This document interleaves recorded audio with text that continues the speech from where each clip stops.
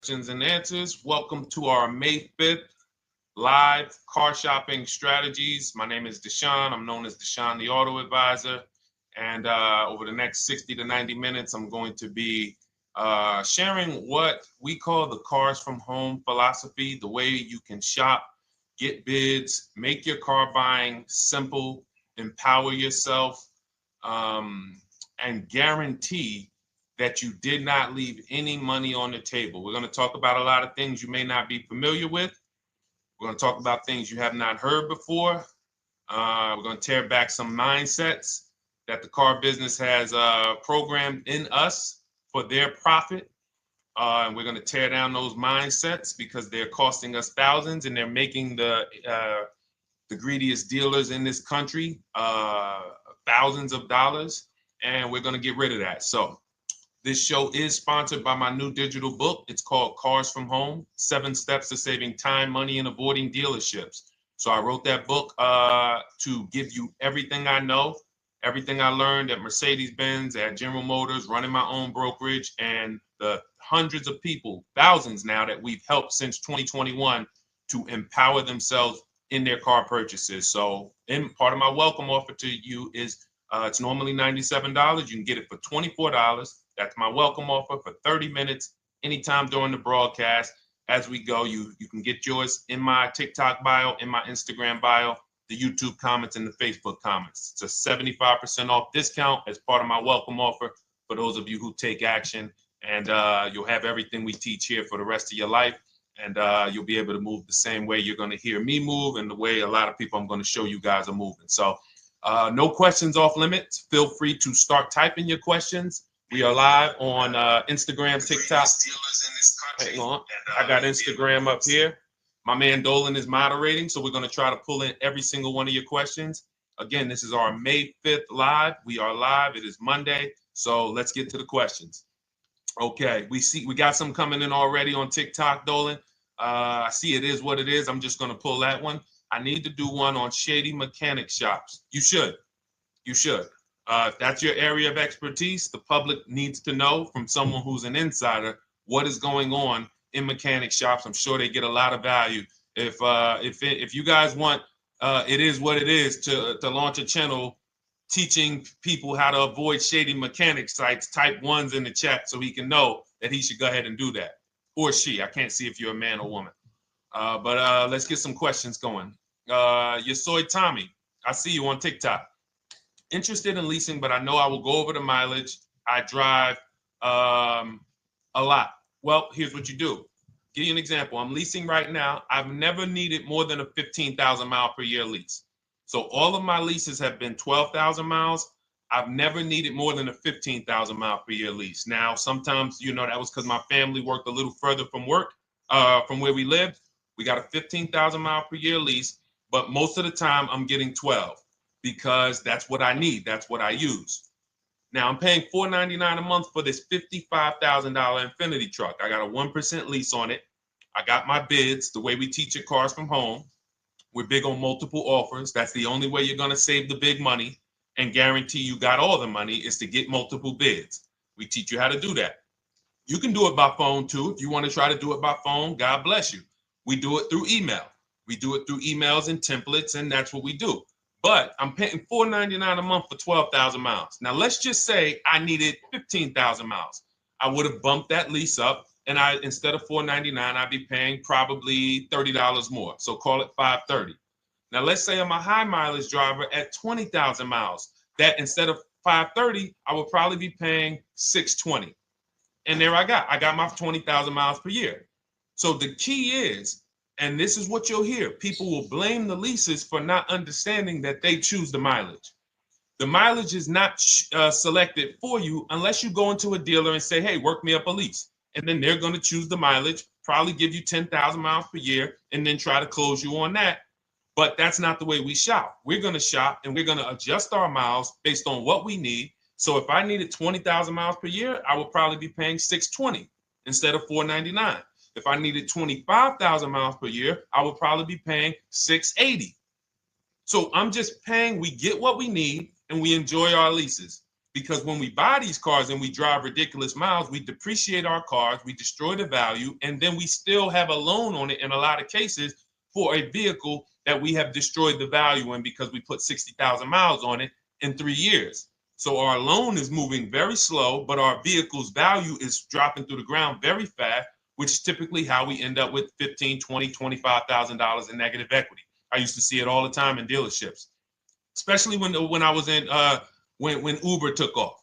When Uber took off, year later, 2 years later, 3 years later, we had tons of people coming in with Hondas, coming in with various cars that had 200,000 miles on them, but they still had 3 and 4 year loans left.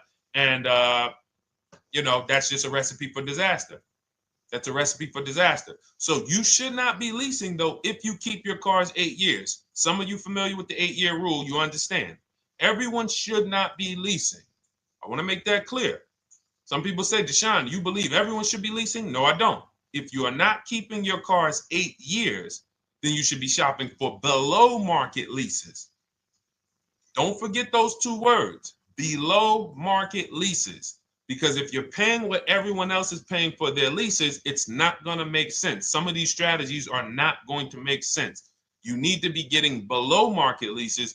And the way we do that is to comparison shop, get multiple offers from dealers, have them compete for our business, and then we get these leases that no one else can get. Great question. So what if I go over 20,000 miles? What do you recommend doing? You choose your mileage wisely. In my book, I have a section called Choosing Your Mileage Wisely. The whole key with leasing is to scope out the mileage you're going to use, and that's what you shop for. If you know you're going to do 25,000 miles that year, you would do 25,000 miles on your lease. But you don't shop this way. We always shop with 12. A problem with leasing is once again, you go into the dealership, you say, work me up a lease. They're going to work you up what they want. They're going to say, hey, put 5,000 down. Who's had that happen? You go and you look for a lease and they tell you how much money you need to put down. Type me if you've had that happen. And again, welcome to everybody. This is our May 5th live. It's Monday, May 5th. Whether you're watching this today or you're watching this later today, because we will be rerunning this for those who couldn't make the show. Tell your friend they can catch it on our channels. But this is our live show. We're live every single Monday through Thursday at 12 noon. So you'll see people who will go and get blessed transition. You've had this happen. This is what you go in. They work you up a lease. Here, you need 3,000 down. Yeah, you need 3,000 plus your taxes and fees. What do you want to do? So that's them customizing our leases. We never want to do this. We want to customize our lease and run it like this, a template. All your leases you get with, ready? 12,000 miles per year. First month's payment only due at signing. That's it. 12,000 miles per year. First month's payment only due at signing. That is how you shop all of your lease offers, because this allows you to now use the 1% rule, which I didn't create. A lot of lease savvy people know about the 1% rule, where your MSRP, I'm going to just show an example of an MSRP, the price on the window sticker. Every lease is going to be brand new, guys, or either close to it. The price on the window sticker is the price we go by, the MSRP, and we're going to divide our monthly payment into the MSRP. And once we get that, the number, that's going to tell us if we got a 1% lease, if we got a 1.5% lease, if we got a 1.8% lease. And what we did was I created the 1.5% rule to know we were overpaying for leases. You don't have value when you lease something over 1.5%. But let's keep it to the point. The point is you're shopping all your leases, first month's payment due at signing, 12,000 miles per year, and then you're using the 1% to 1.5% rule to gauge the value. Once you find your best offer, that's when you go and you say, can you please adjust the mileage down to 10,000 because that's all I need, or up to 15,000 or 18,000. You shop your offers with 12. You find your best offer concerning what value is, 1%, 1.2%, 1.4%. You lock that up, and then you tell them, show me what the payment will be with 20,000 miles per year or 15,000 miles per year. That's going to keep you from walking into these 80% dealers which are never going to give you a below market deal. When they drop their prices, they're never going to drop low enough to beat their competition. That's why their name of the game is them keeping you from checking their competition. And then you avoid these people, you find those deals, and then you adjust the mileage with that dealer. But choosing your mileage is very important with a lease. And that's why you should take 5 minutes, 10 minutes, tally up your lifestyle over the next 3 years, and you choose your mileage that you need. Great question. Let's go, Dolan. I'm getting married today. Congratulations to Ash on Facebook, everybody. Ash is getting married today. Congratulations. May God bless you with a healthy, lifelong marriage. Hallelujah.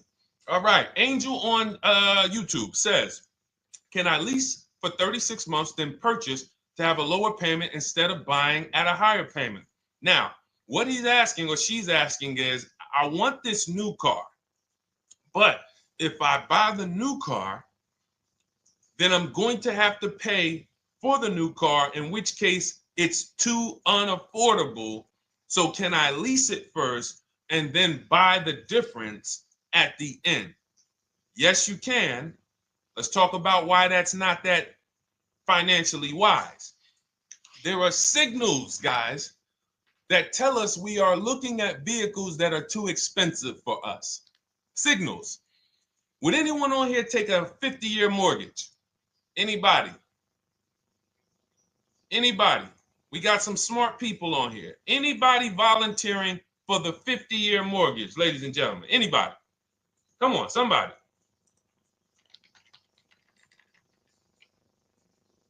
No, why not? Why not? Why is everybody saying no to the 50-year mortgage? Because we know it's ingrained in us that a 50-year mortgage on a house means we can't afford that house, right? Same thing with cars. There's signals. And so when we cannot finance a brand new car and it's affordable, what should we be doing? We should be going to get a pre-owned car. That's what we should be doing.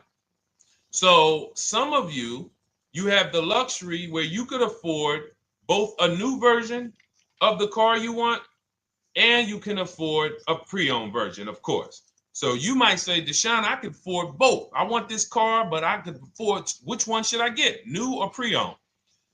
Thank you to the new gifter, Jeffrey Jones. Welcome. The Black King. Thank you so much. Gifter badges. Appreciate everyone who supports this broadcast. Thank you so much. You helped me to keep this information going. So what you're saying is, I could afford both. Which one should I get? In that case, it's a matter of your values. Do you want a brand new car? You want to treat yourself? You only get it every 10 years. So it's like, hey, I only get a new car every 10 years. I'm going to treat myself to a brand new one. Curtis Thomas, thank you for sharing. Or you might say, you know what? I want to go to value play. Even though I could afford a new one, I want to knock 20, 30, 40% off the price, and I want to get me a pre-owned version. So that's the people who could afford both. Some of you, you're like Angel, who like, I want this car, but I can't afford it new. In which case you go pre-owned, because you don't want to you don't want to lease a car 3 years, even if you get a below market lease deal, great lease payment, turn around and buy the difference, because you're typically going to need a 5 or 6 year loan for the difference. Once you get that 5 or 6 year loan, you add that to your 3 years that you leased the car, and you got 8 to 9 years of payments on the exact same car. 8 to 9 years of payments on the same car. This does not make financial sense to pay that long on a car. This is, you can't reach the reward stage where the car is paid off and you're putting money to the side for maintenance and repairs. You know, you got a paid off car, because the goal with purchasing is to get to that long-term ownership where the car is paid off. I don't owe anything on it. You know, I got a couple $100 I put to the side for maintenance and upkeep, but that's all. That car is paid off. I can keep that thing for 15 years. I can pass it down to my son, my daughter. We got an extra car in the family. That is the value of purchasing. So if you have a payment for 8 years on a car, you don't get to that stage. So that's why before I would ever recommend someone lease and then purchase the balance, I would recommend someone purchase a quality pre-owned car and get it at a below market price. Okay, does that make sense? Okay, everything that we're talking about, guys, is in my new digital book. It's called Cars from Home, 7 Steps to Saving Time, Money, and Avoiding Dealerships. Has everything we teach, because the name of the game is learning how to structure your deals. When should I lease? When should I purchase? And then once you have your structure, getting bids on everything to make sure you don't leave any money on the table. When you get bids on everything, you're never going to lose any money on your trade-in, because you didn't just get one offer on your trade-in, you got bids. You're never going to overpay for your interest rate, because you didn't get one offer on your loan, you got bids. You're never going to overpay for the new car or the used car you're buying, because you didn't get one offer on it, you got bids. And that empowers you to control the transaction. That is what we teach. That's in my new digital book, step by step. You can get your copy for 75% off, normally $97, but it's part of our welcome offer for 30 minutes. You got it in my TikTok bio, Instagram bio, YouTube comments, or the Facebook comments for $24. Okay, enjoy it, use it. All right, let's keep it going. I need to buy a car. I want to know how to buy the advertised new the new SUV vehicle for under $10,000 or even under $20,000. I don't really understand the question. Let me read it again. I need to buy a car, and I want to know how to buy the advertised new vehicle for under $10,000 or even under $20,000.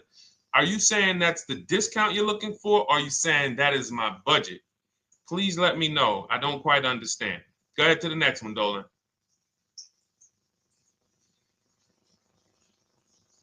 All right. If the Carfax report only has service maintenance, is it okay to purchase? Okay, so all right, this is a great question, guys. This is about used cars. Who's going to be shopping for a used car in the next year? Type the letter U.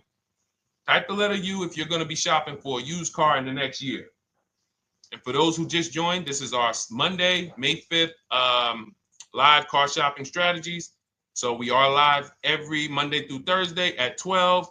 And for those of you who are watching the rebroadcast later in the day, you can, you'll get your questions answered. Somebody might ask a similar question, or you can join us Monday through Thursday at 12 live. Yes, so we got a lot of people who are going to be shopping for a used car. We got Buffy on Instagram, Fran Bar. Who else? A lot of people not buying? Okay. Instagram, the only people buying used cars? Okay, well, let's talk to you guys.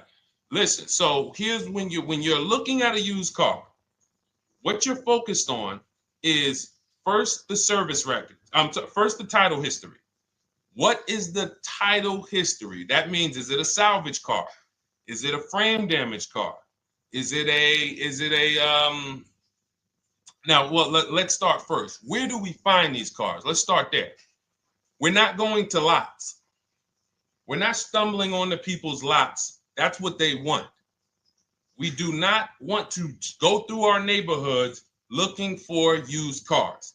Anybody who does not have a used car on a website, they're trying to take advantage of you, because that is unadvertised, that they don't want to be where the competition is. That is not the way we're going to move. And for years, it was like that. You drive past a dealership on the weekend, you see hey, oh, look, they got this nice yellow car, a nice big red car outside, and you just pull right in. That's 2005 stuff. Now, every used car, we need to be able to compare it to the whole market, which means we need to see it on a website, on a marketplace. So we're opening up, this is called my multiple marketplace strategy.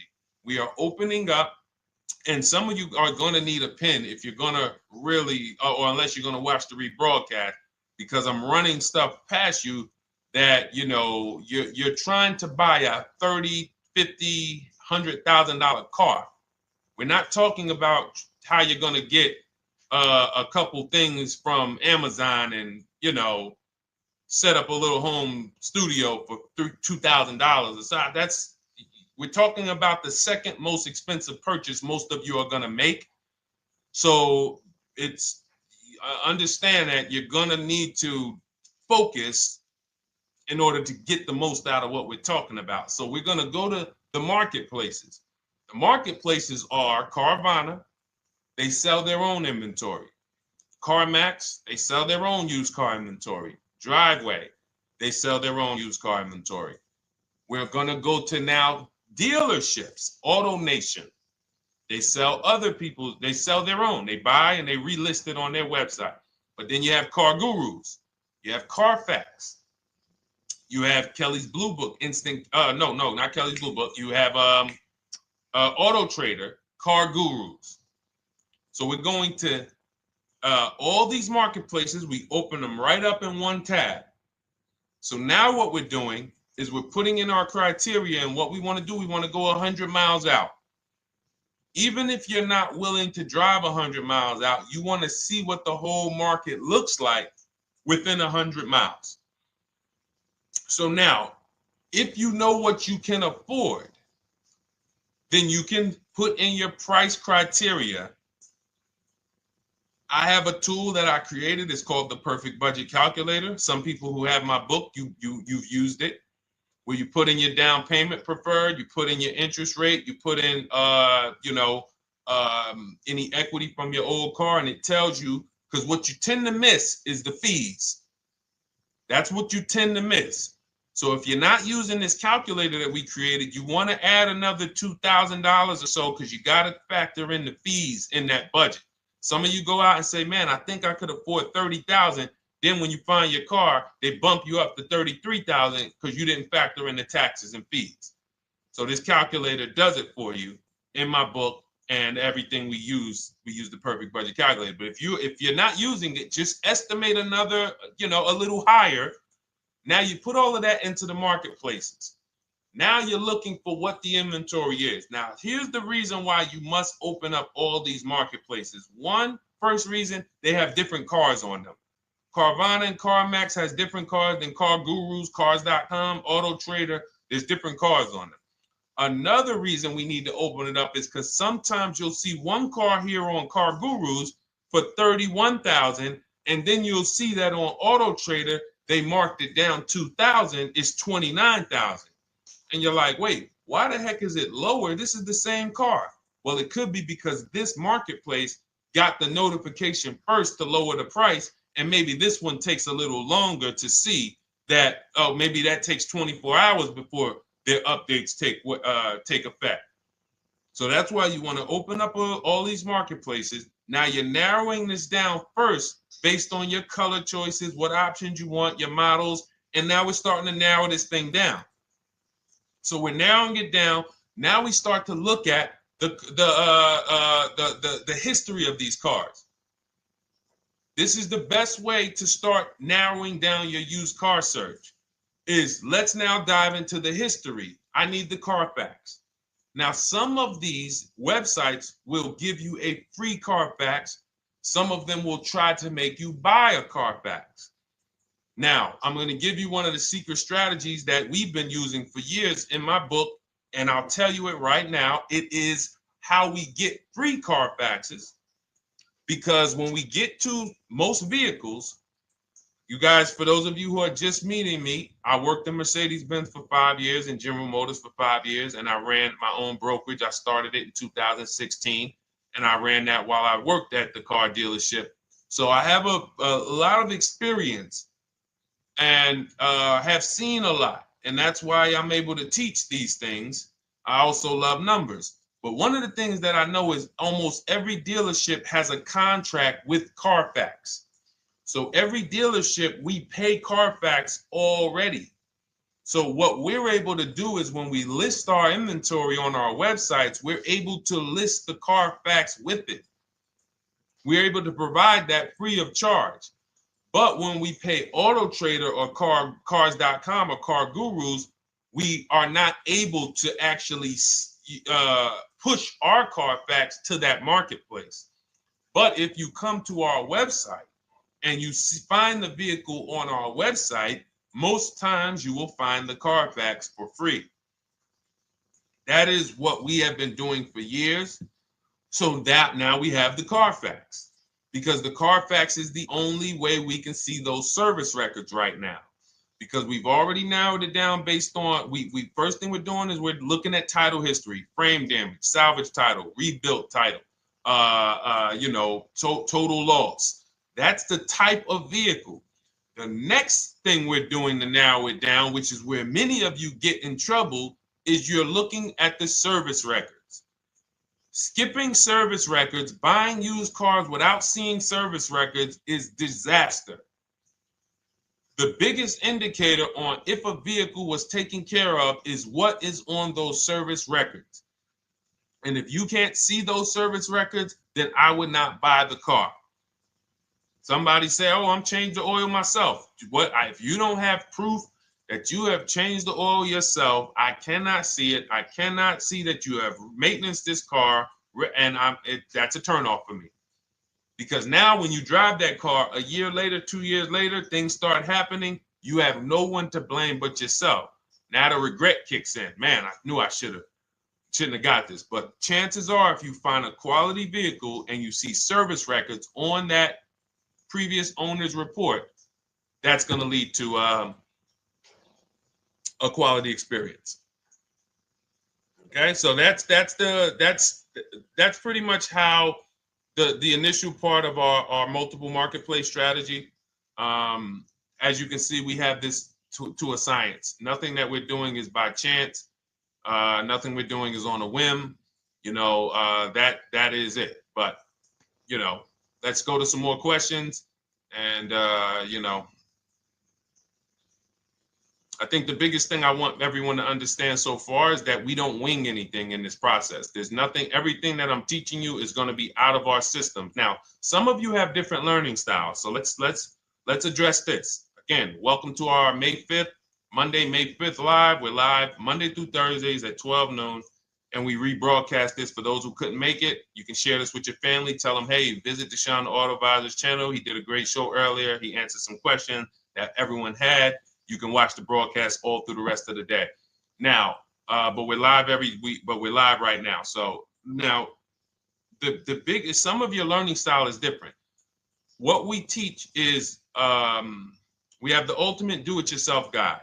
This book is rated 5 stars. Thank you to everyone who's rated it on Goodreads. Just pull it up right here. For those of you who are actually on Instagram or YouTube, TikTok, you won't be able to see this right now. But the book is rated 5 stars. We appreciate you. And this is the ultimate do-it-yourself guide, whether you're new cars, used cars, leases, bad credit, how to make banks bid for your financing, high mileage driving. It's all in there, step by step. And it's a digital book, so you don't have to wait for it. As soon as you get and hopefully you get there before the 30 minutes, so you get your copy for the $24 instead of the $97. That's our welcome offer. But that's your do-it-yourself guide. Some of you, you're a do-it-with-you person, and that's Shop with Deshone. You like videos instead of reading. You want coaching. You want support. You want a community. We have 1,600 people in our Facebook group. That's our Shop with Deshone. We've had 2,200, almost 2,300 people come before you. When you see me share people like Zafrina and like Melissa and Sheree, Ken, all of these people who are, they're showing their car deals that they got. Look, took me about 30 days. He went through, past Friday, locked down 2 vehicles, 2 Yukon 2025. Said he dropped sold the BMW. They dropped the price down to 70 grand. So they took off like 5,200 for him. These are all people who are in the Shop with Deshone. Their learning style is they prefer videos. They prefer, coaching with me. But again, it's the same information. So I want to be clear. It's just your learning style. So if you are like Deshone, give me the blueprint and I will run this thing. That you're going to be like the people who send, like Marie. Marie just wanted to let you know she got our book. Using the book, I saved over $13,000 off MSRP. Now, here's where the feelings get hurt. And this is not my intention. But some of you have these same vehicles that you're going to see me sharing that our people get. And when you see what they paid for them and what they're getting off of them, you're going to see, wow, I did not get that. I did not get that type of discount. So all of you who have this 2025 GLC coupe fully loaded, she said they took $13,000 off MSRP. She got her bids from home, got my payment to be hundreds lower per month, maintenance included, no money down. We are masters at no money down deals. You should not be putting money into these cars unless you intend to keep them for 10 years and you got a great price already. You got a huge discount already. You should not be putting money into these cars. I have never done more than $1,500 out of my pocket for any lease.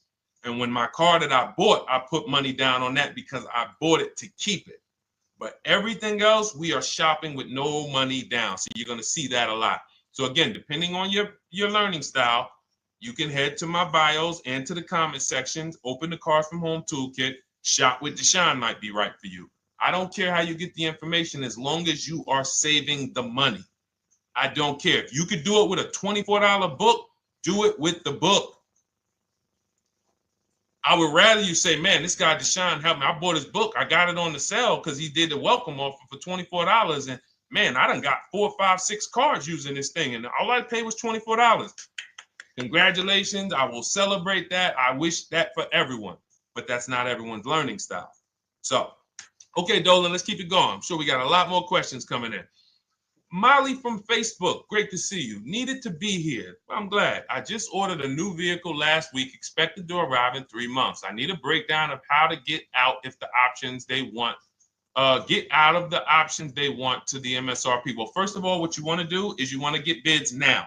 You do not want to wait. Those of you, she's ordered a car. She's scheduled to be here in 3 months, and she has not locked in her pricing. Now, the reason when we order a car, we are always getting our bids first because the closer your car comes to arrival, the less leverage you have. They know once that car comes in there, she's been waiting for 3 months. She is not going to want to walk away from this car. She is not going to want to do this all over again. And they're going to probably take a shot and say, or if you look for a discount at that point, you probably are going to be like, no, I'm sorry, we can't give it to you. So what we're going to do is we have to now send that request out. Now, there's 2 ways for you guys to do this, whether you're leasing or purchasing new cars. 2 ways for you to do this. You can do it your way, which is calling around. Calling around, not going into dealers, calling around, ask for sales managers, try to get yourself at least 5 offers. Because the only way you're going to see how overpriced the offers are is to actually get multiple offers. So I'll give you an example. I'm showing you guys on the screen what a market report looks like. So we also have a division. We shop for people's new cars and their leases if they have good credit. So when you see, oh, I tried to pull it up. It's not loading. So what you're going to see, and some of you who've used our stuff, you can testify to this. There is a huge spread between the best price and the worst price. Huge spread. So in order for you to know you actually got the best price, you need to see 4 other offers that are higher. I'm going to say that again. Thank you to all the gifters on TikTok. Thank you, Jeffrey Jones. Appreciate it. You need to see other offers that are higher. So let's go back to my car. This dealer who won the bid for my Infinity truck saved me over $8,000. Now, he said to me when I was making the deal with him, he said he knew that I was not going to find a better offer because he had used a special coupon he had to apply towards the deal. He needed the deal that month, and that's why he won the bid. So he's able to take off $8,000. If I was purchasing, I would have got $8,000 off the price. But I leased it, so my lease payment was $499 a month with $1,270 down total. And $1,270, $499 of that was my first payment. So every other offer that I got, $560, $605, $640, $700, $750. That's how you know you did it right. If you don't have a bunch of the 80%, we call them. This is the 80%. Some of you have heard me say we don't negotiate with dealers with fake fees. It's a losing battle because even when they take off all the fees, they're still super high. I'm going back and forth by email. So if you're using what we teach, you're taking minutes out of your day. You're going back and forth with email. We close deals in 60 to 90 minutes. I'm not inviting anyone to car college. 60 to 90 minutes of emails back and forth. Next thing you know, we're closing a deal.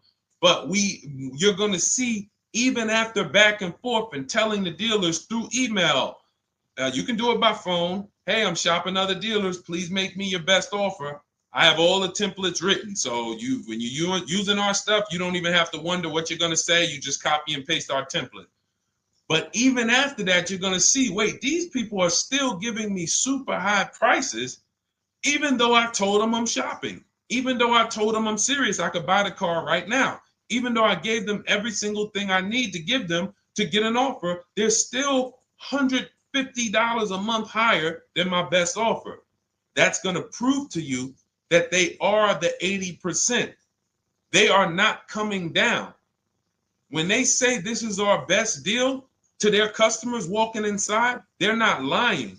It is their best deal. It is not the best deal. It is their best deal. Their competition's best deal will blow their best deal away. And the only way you do that is by getting bids. So that's what you need to do, Molly. Take exactly what you're looking for. If you want to call around, call some sales managers and say, hey, listen, this is what I'm looking for. I put in an order, but I'm not dead set on the price yet. Haven't really gotten, I want someone to lock in a price for me. And hopefully you're purchasing, because if you're leasing, it's tough, because once that lease comes in, you do not know what the lease program is going to be. So if the lease program is bad, then you could find yourself jammed up. Now, here's what we try to do to prevent that. It's not always possible. Here's what we try to do. Once you have found the best dealer who's won the bid, now what you're going to do is say, based on this price that you're selling me the car for, can you give me a lease estimate now? So let's say I'm ordering this Infiniti. I shop around, I find a dealer who says, all right, Deshone, I'll place the order. I'll take $6,000 off list price for you if you do the business with me. Perfect. Can you give me a lease quote based on that now? I know this is not the vehicle. My vehicle's coming, but can I get some type of an estimate of what it would be? And then I look at that, and if it's affordable, now I place my order. But I'm not placing an order for a lease blind, not knowing what my payment's going to be when that car gets here. Okay? Does that make sense? I know I may be typing, this is heavy. That's why I told you guys, when you're here with us in car buying, below market car buying strategies, this is like short 60 to 90 minute master classes. This is not lives where I'm showing you how to make macaroni and cheese and turkey and like, okay, yeah, you got your music playing in the background. Hey, listen, all right, what I need? Oh, hand me the Sazon. No, you could do multiple things. This is heavy finance talk for 60 to 90 minutes, and it will change your life. And I just saw my girl, Lisa. Lisa, good to see you. Lisa's been, she's been learning from us and rocking with Cars from Home.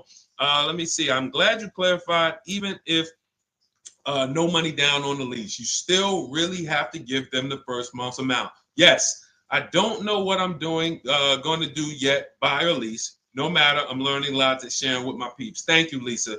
Thank you. Now, technically, you don't have to give them the first month's payment either. What I do is our templates all involve shopping, first month payment due at signing. But if I wanted to, so let's say, for example, on this $499 a month lease I got on the Infiniti, and I'll actually will add this because I'm glad you said that. The lease that's your first month's payment, so it's not considered money down. It's considered your first month's payment because you're leasing, you're paying 36 months or 39 months. We don't do 4-year leases.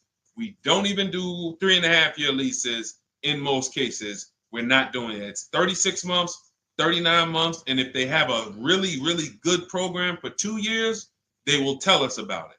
But we shop for 36 months. But you can tell that if I wanted to tell them, you know what, I want to do a straight sign and drive. I don't even want to give you the $499 for the first payment, which means you're asking them to pay the first payment, then it would have just been $500 going back into the cap cost, which would raise the payment probably with interest and taxes, maybe 15, 17 bucks, something like that.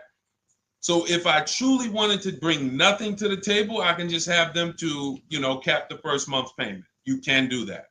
You can do that. So you can ask any questions. I know you're in our Facebook group, and so you let us know. But the 8-year rule is your basis for leasing versus buying. The 8-year rule, when you guys open up my book, you'll hear me talk about this. I'm going to make a whole lot more videos about the 8-year rule because it is the parameters for how to know whether to lease or buy. It takes into account how drastic cars depreciate. They lose value like crazy. All the losses are in the first 5 to 7 years, and you don't win until you've kept the car at least 8 years, compared to someone who's getting a below market lease. So let's take an example. You look at somebody like, Brian. Brian got my book. Just finalized my first ever lease using your system. 2025 HRV Sport all-wheel drive, $30,000, $505 MSRP. So this is a $31,000 vehicle almost, and he got it for $395 a month, which is a 1.2% lease, no money down. Now, his initial quote from this dealer was $434. This is the winning dealer. But in my book and in our systems, we have a counter offer calculator where we put all the offers we get into the calculator, and then it calculates the best offer and it tells us what to counter. So his initial quote was $434. He countered with the calculator and ended up closing his deal at $395. So these are the people that, for all of you who you're like, wow, are there any cars out there with a $300 payment anymore? Well, if you're buying a car, you are buying it at a $300 payment. You could only spend, who knows, every $5,000 on a vehicle is about how much per month. Every $5,000, when you're looking at a car, every $5,000 on a 5-year loan, which is what you should be defaulting to, is about how much per month. Thank you, Nikki. Nikki got a #1 gifter badge. And I don't really know what all of that stuff means, but I definitely appreciate it. The Black King, thank you so much. I just know it means you guys support the show. So I appreciate it. So who knows? Every Nucci Graham is and I wanna Nucci Graham will address you next, because as soon as you get your book, on the thank you page it says, "Thank you for your purchase. Click below to open your book." So we'll address that shortly. But okay, thank you, Lisa. Yes, every $5,000, and Nikki, $100. So this keeps you in the safe zone. When you are looking for how much loan I'm going to take, you are looking and saying, every $5,000 is going to cost me roughly $100 per month. So if I want to spend $400, then my loan needs to be about $20,000, which means I'm looking at this car. If I'm going to buy it for $23,000 plus fees, and I want to be at $400, I'm going to have to come up with some more money down, because I need to get my payment here. I need a $20,000 loan. I'm not going to go in looking at a $20,000 car and thinking, man, can they get me to $250 a month on this? No money down, because the math doesn't make sense. Because the only way they can get you to that is to put you in a 7 or 8 or 9 year loan, which is a horrible deal. And they've done it to a lot of people, because you go in and you just say, get me to this monthly payment. And they're like, well, you didn't say how long. You come in later, hey, man, my loan is, I remember, man, a guy called me, and this is, unfortunately, people are not trained to look at how long their loan is. Early in my career, I think I was still with General Motors, and a guy came in and he had some vehicle, And he was like, you know, D, could you look at this, man, and tell me, because I don't, you know, I'm trying to get out this thing, man. They telling me I can't get out of it now. That's a recipe. You bury yourself when you make these types of moves. They're saying I can't get out. I looked at his contract. It was a 96-month loan. 96-month loan. So he's in a 96-month loan at a high payment. He's going nowhere. And what it came from is him going in and saying, hey, get me to this payment. My payment's affordable, but how long is the payment? That determines what you're paying for the car. So when we say, yo, are there $300 payments out there? I'm showing you. Leasing, there's cars you can drive 30,000 miles, $30,000 cars, beautiful vehicles, payments in the threes when you're shopping and getting bids, and you're finding vehicles with great lease deals. At the same time, on a pre-owned car, that's only going to get you under 20 grand, between 15 and 20 grand. So it's about getting the most for your money. And getting the most for your money, you must take into account the 8-year rule. If I'm not keeping a car 8 years, I should be shopping for a below market lease. I'm not tying up any of my money in this car because I'm not keeping it long enough to have all of that money benefit me. Does that make sense? Type ones if that makes sense. Type dollar signs if that makes sense, because this is about money. If I'm not keeping the car 8 years, then all the money I'm going to tie up in the car to pay for it, to pay off the loan, to do the maintenance, to change the tires, to change the brakes, to change the oil, to change the brake fluid, the transmission, all of the money I'm putting in that car, just normal maintenance. I didn't say anything broke. Normal maintenance over 7 years. I'm not going to keep the car long enough to have that make sense. Whereas had I leased, I'm just below market leases. I'm just literally paying cents on the dollar, changing my oil.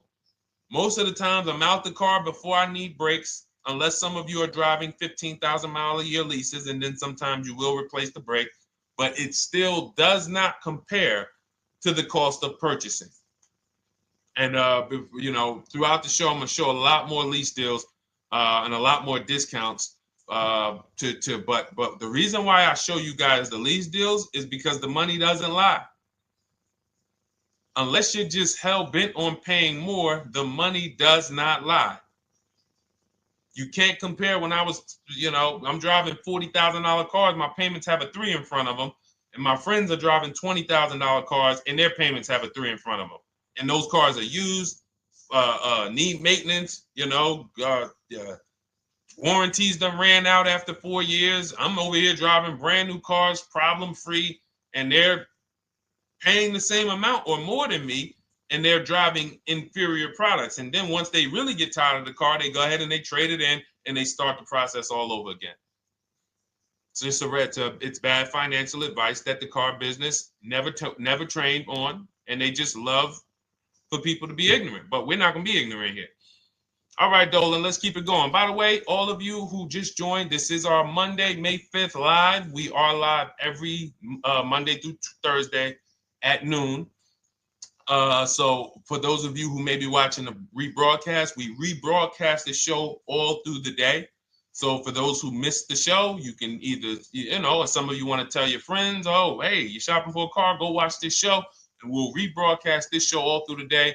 And we rebroadcast all the episodes through the weekend. So for those of you who didn't have time, you're like, man, I want to catch up on all the shows, all the questions that were asked. We'll rebroadcast those through the weekend.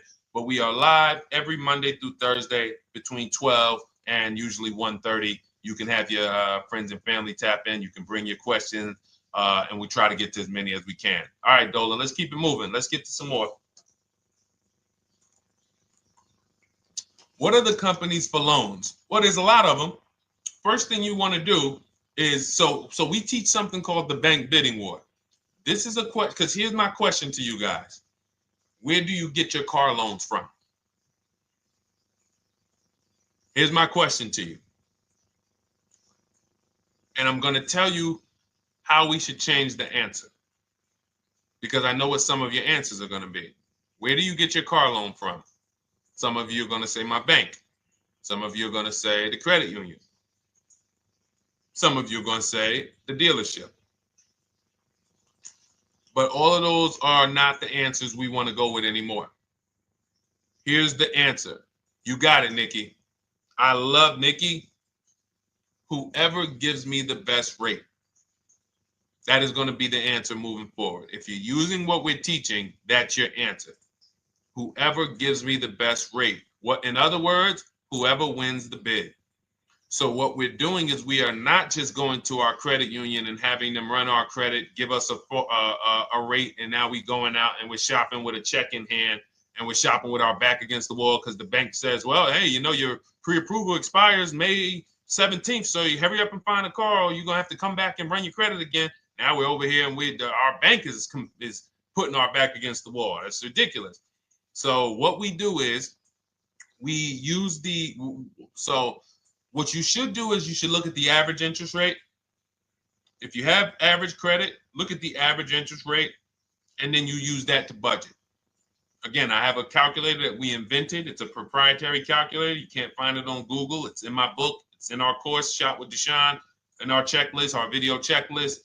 This is stuff that, again, we don't, if you notice stuff that I teach, it's not anywhere. Deshone, why can't I find an 8-year rule on YouTube? It's because it's Cars from Home. We created it. I can't find the 1.5% rule. No one else teaches that because it's our intellectual property. We created it. I don't mind people saying it, but they need to understand we didn't find this stuff. We created the stuff. So calculators, we invented them.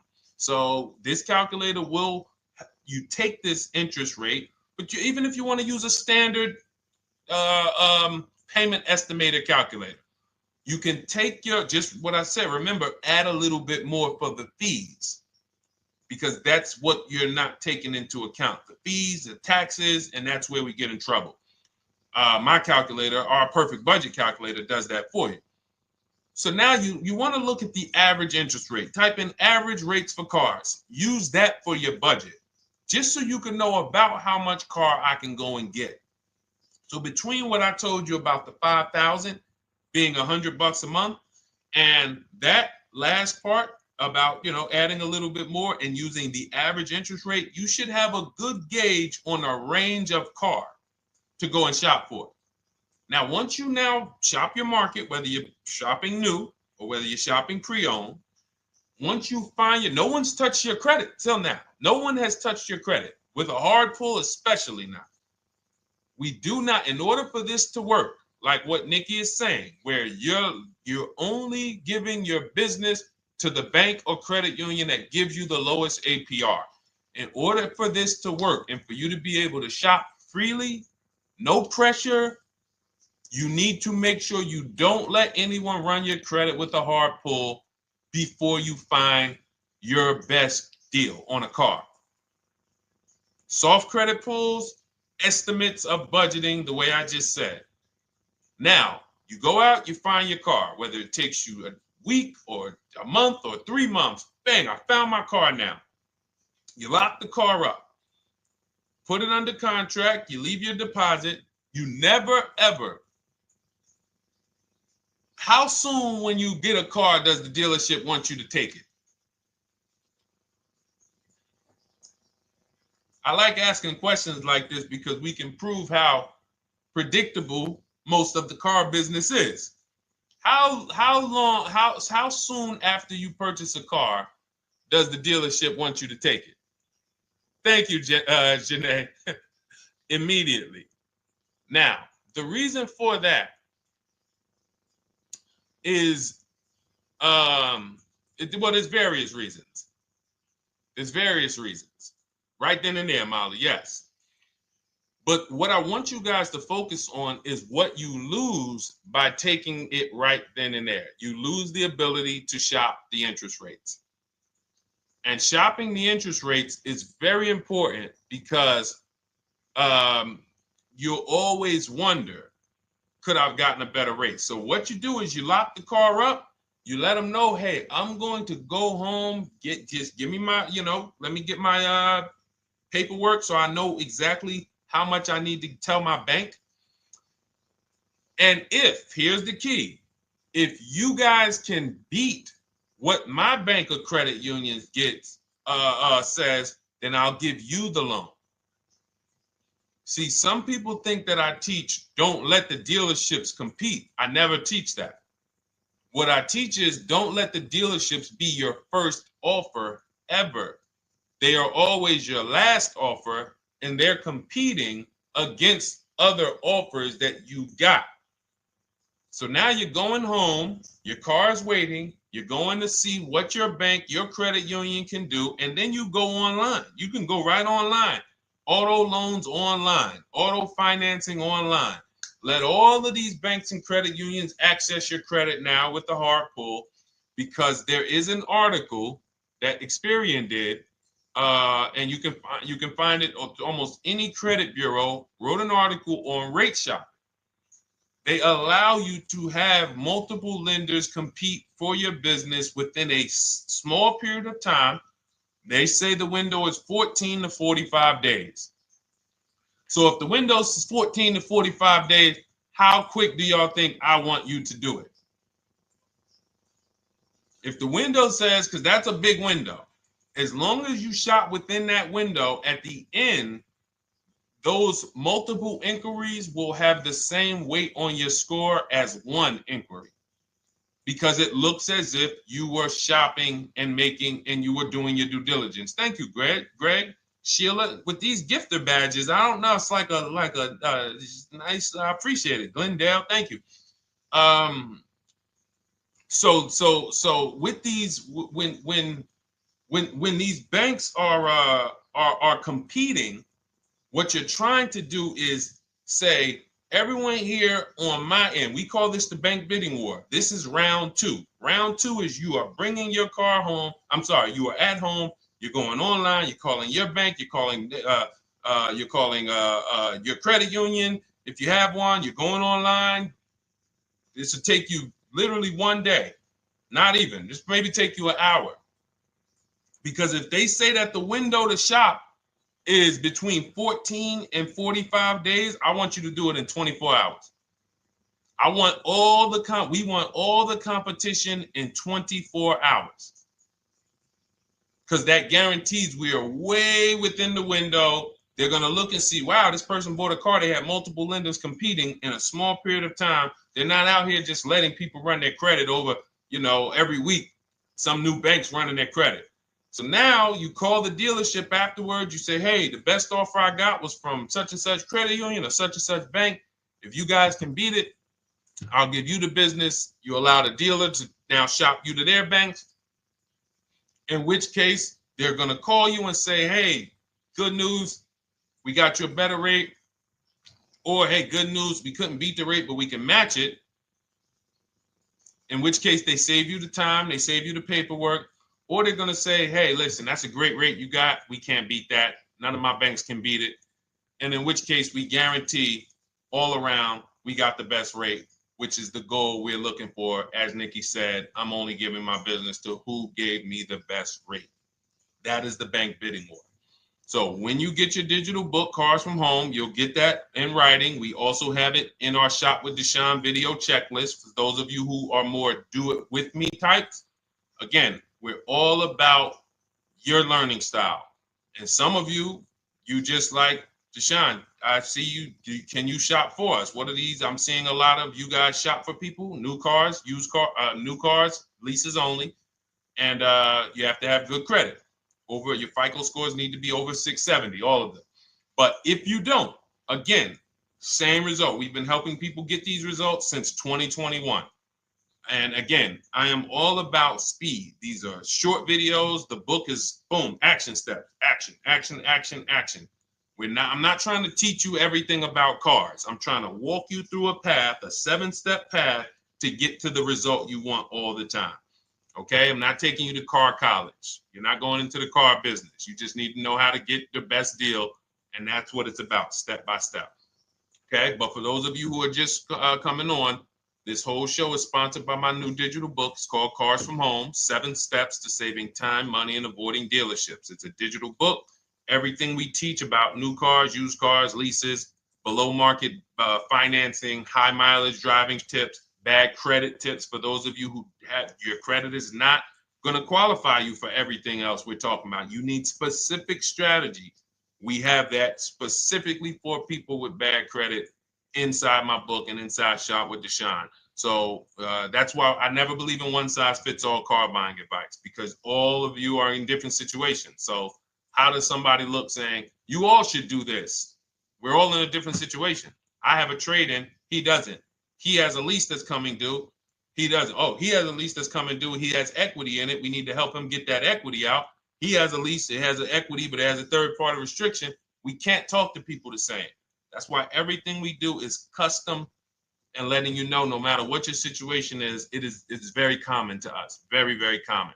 So, all right, let's keep it going. We got some more time, Dolan. Pull them up. More questions.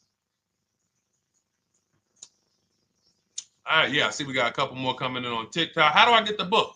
Well, the book is in my TikTok bio.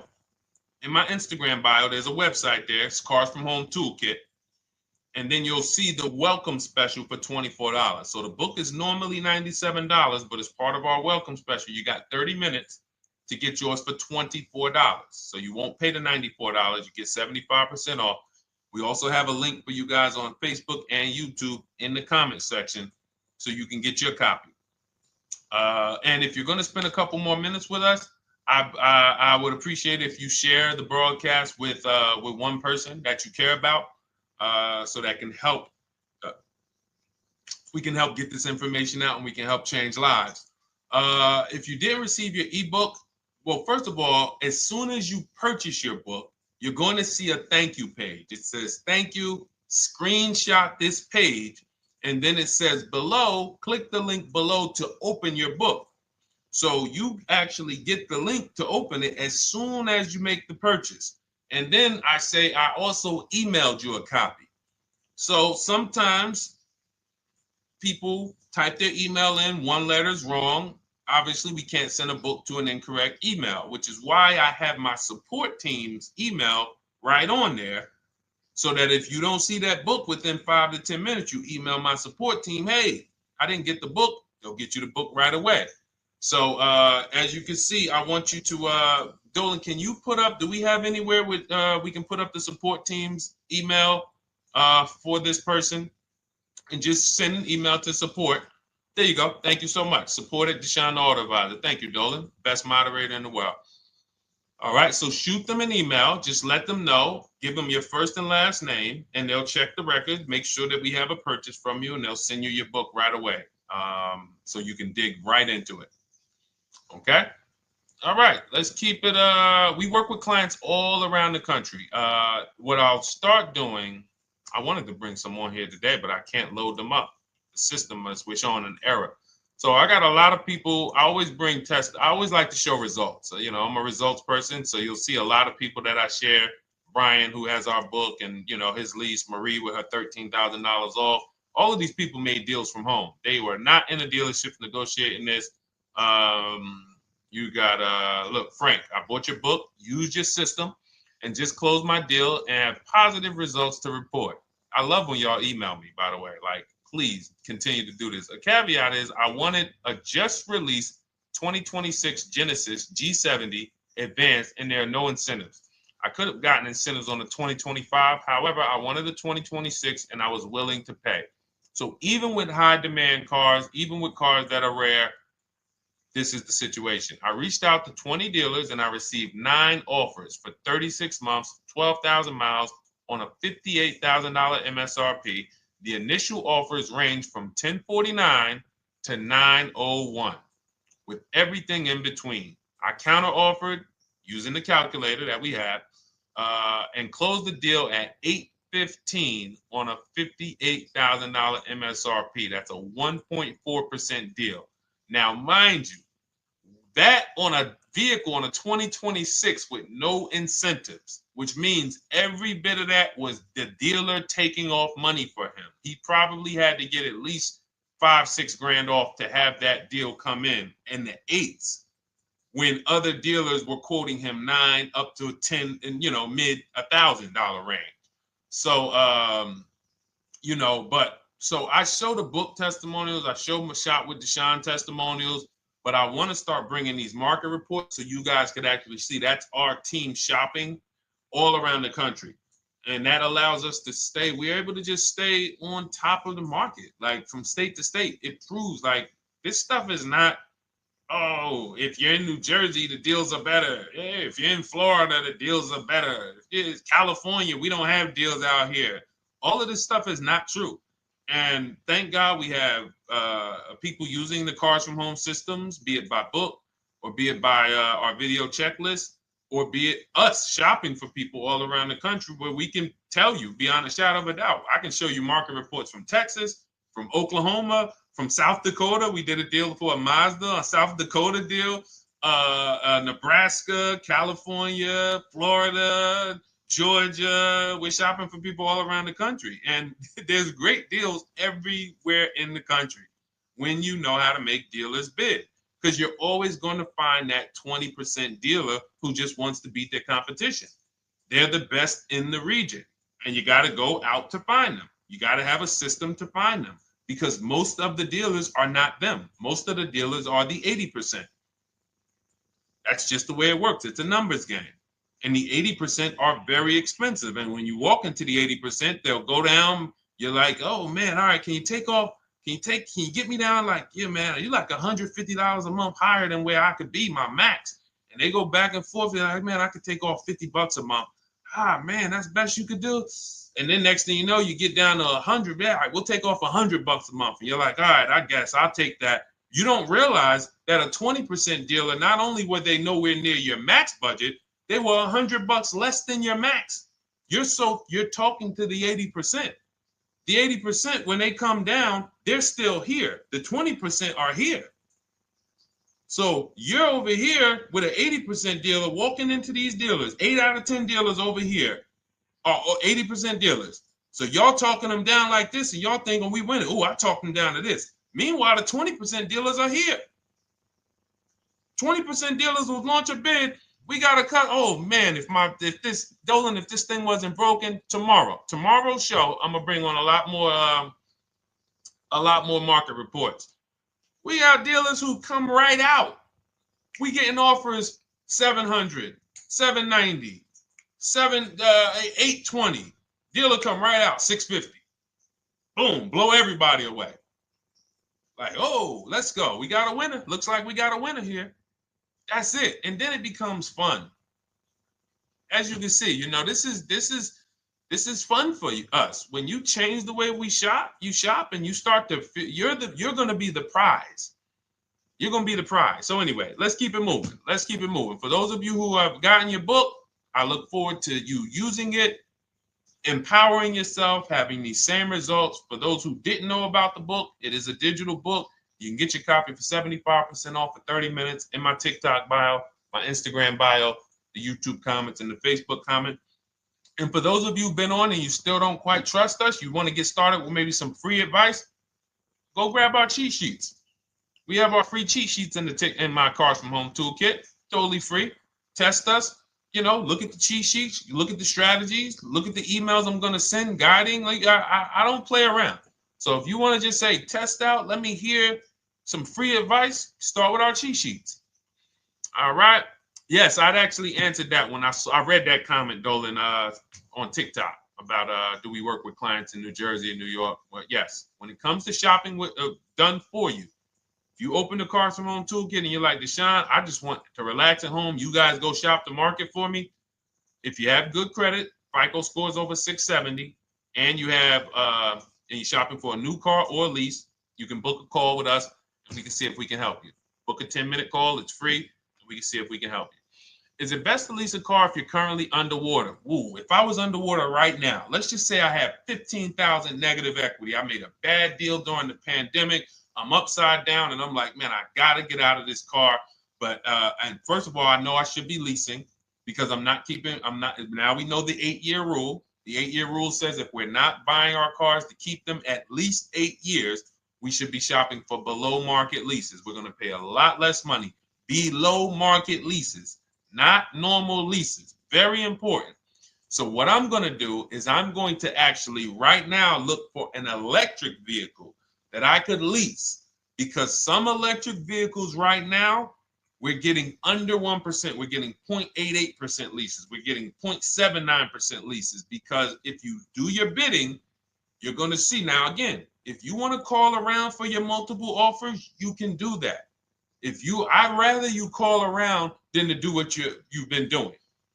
I'd rather you, with your new cars and your leases, call around before you walk. That's better than what you've been doing. But if you're like, Deshone, I don't want to talk. I don't want to wonder what I'm going to say. I just want to copy and paste. That's the Cars from Home way. Either way, you get your 5 offers, and you're going to see now, my best offer on this $40,000 electric car might be $320 a month. So I'm now driving a $40,000 car. If I didn't have my negative equity, then I would be driving it for $320. But now I got to bring this negative equity over. Now, the reason why you want to look at these electric cars for this is because if you try to bring a bunch of negative equity over, what ends up happening is you're now messing up the loan to value ratios, and the bank won't approve it. So you might go in and look at a $40,000 car, and now you bring this 15 grand of negative equity, and the bank is saying, we're not going to loan $55,000 on a $40,000 car. We're not doing that. So that's when they'll say, some of you may have heard this before, you have to put money down. They'll say, we can't get you approved unless you can put $3,000 down, $5,000 down. You have too much negative equity, and the bank is not going to approve it all. But when you get your bids on some of these electric cars, you're going to get $10,000, $15,000 off. And this is specifically what I would be looking for. I would be looking for the electric vehicle that when I get my bids, I'm saving 15 to 18 to 20 grand off. And if you guys don't think that's possible, you haven't been here for long. You know, this is Milligan. She bought her Mercedes EQE last year. She literally, MSRP of her car was $79,245. She got almost $30,000 off the vehicle. Almost $30,000 off the vehicle. $51,359 is her price. $79,000 vehicle. She got it after rebates, after discounts, after everything. $51,359.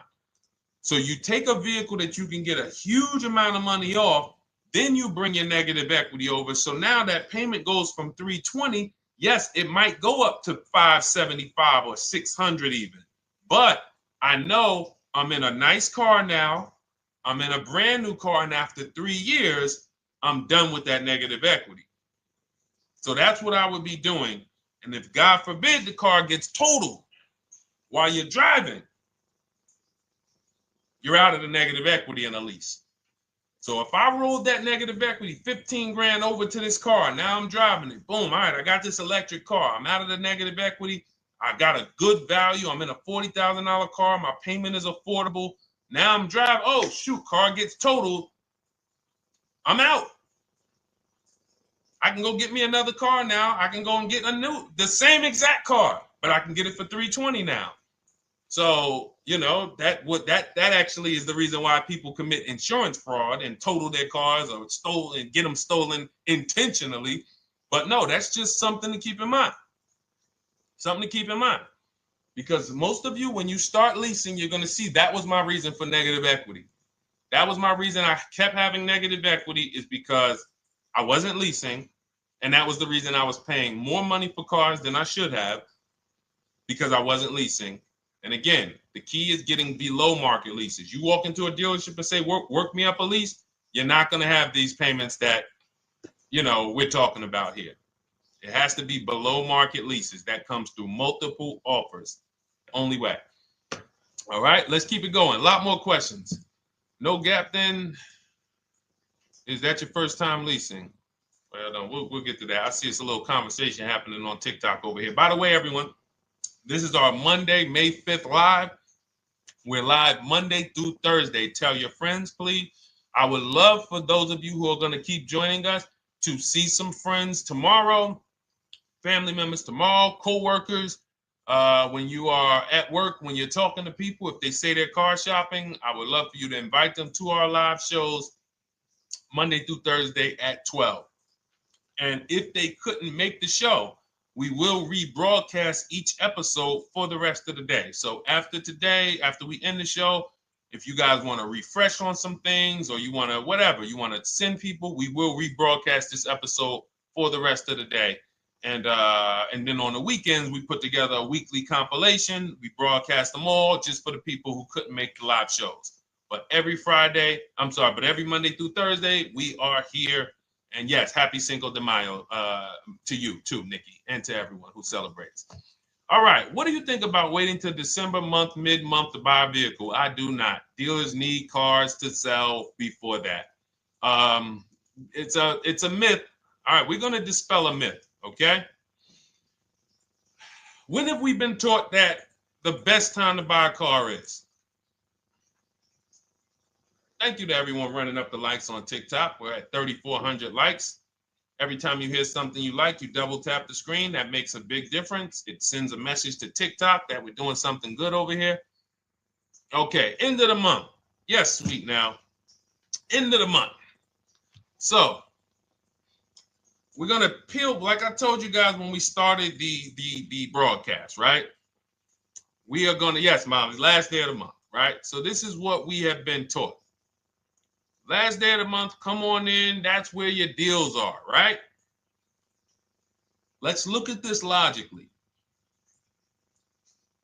As a former car salesperson, the times where where I saw the dealer or myself being the most desperate was the times where we did not have a lot of customers. Sometimes you look up, it's the 10th of the month. They call us into a sales meeting. They say, hey, guys, we got to sell 200 new cars this month. We are only at 40. We are way behind. We are tracking way behind. Call anyone you know who's a real customer. We are entertaining every reasonable offer. Now, you've been taught there's a group of people that we know are coming at the end of the month. There's a group of people that we know that last weekend they're going to rush. But there's no desperation there from us because we know they're coming. So we look and say, I'm much more desperate at various times throughout the month than I will be at the end of the month. Because think about it. Every time you go into the dealership at the end of the month, is it dead or busy? You go into the dealership most of the time at the end of the month, is it dead or busy?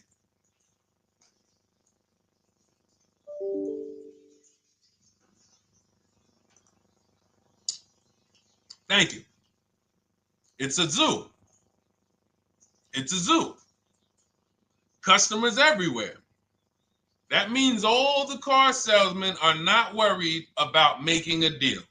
In fact, they're looking at you and saying, hey, Molly, thank you. Listen, I know you, look, I know the payment's $780 a month. I know you said you wanted to be at $499, but, we've been going back and forth. Can you work your way up, get closer to the $780? Because they know now we can take a shot. Because we have some other customers behind you, Molly. Did you see the people walking out? These people just walked out. They're mad. We don't have enough salesmen here. We got people waiting 40 minutes to speak with somebody. Do you think you're getting the best deal when that's the energy? Yes or no? Let's just be honest here. See, you might forget some of the lessons that we teach if you don't have our books and if you're not in our video checklist and coaching. You might forget some of the lessons, but hopefully you won't forget the stories.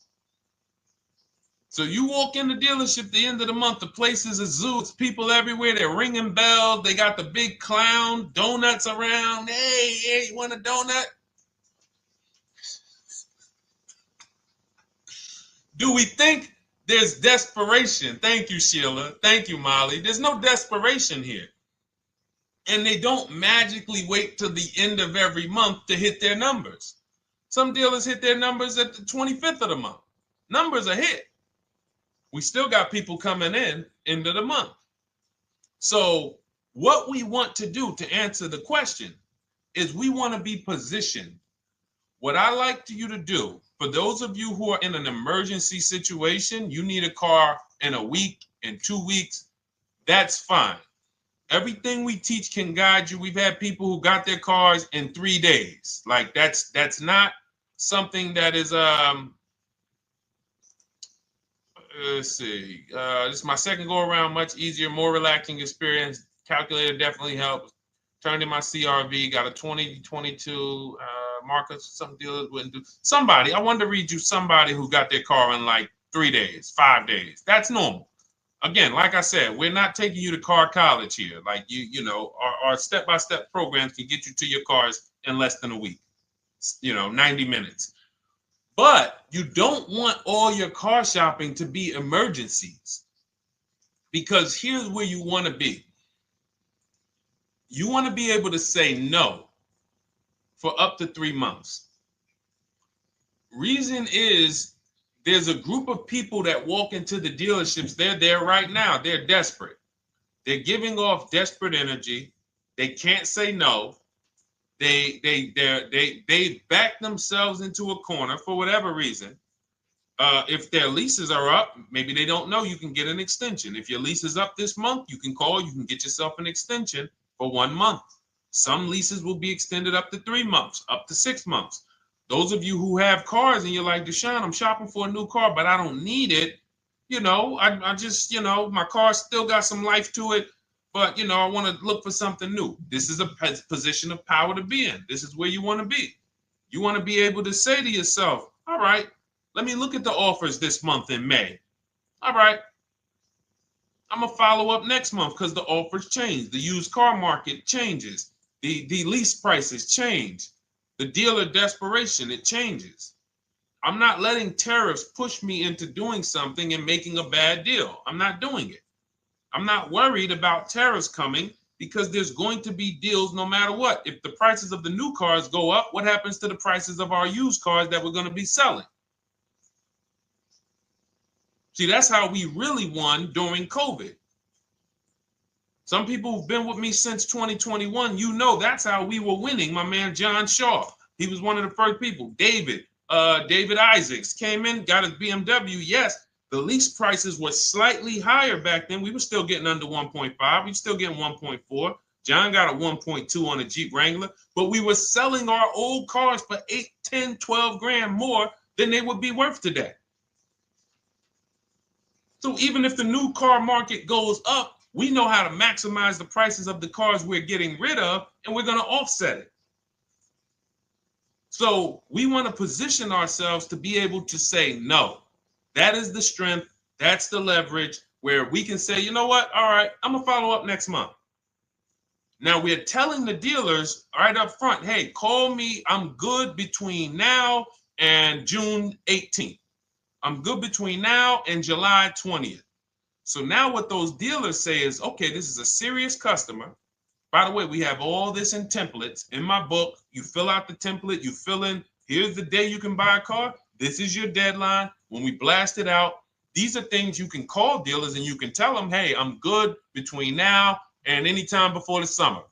Call me if you get a black one with the red seats and this package in it. If you want to call around, you want to do it that way, you could do that. But what you're letting them know is, call me when you want to make a deal. I can make a deal today. Let me see the numbers today. Great. All right. If sometimes you'll see that a car is a little bit out of the range we want it to be in, you might say, man, I'm looking for it to be around, 505. This thing's coming in about 550. Okay, maybe I'll check next month, see if the program gets better. You might say, all right, dealers are saying to some of you shopping for cars that maybe every dealer is not going to have it. When you reach out to the dealers, only 5, 6 dealers have it. But they say, hey, I got something coming in May. I got something coming end of May, June. Is that good for you?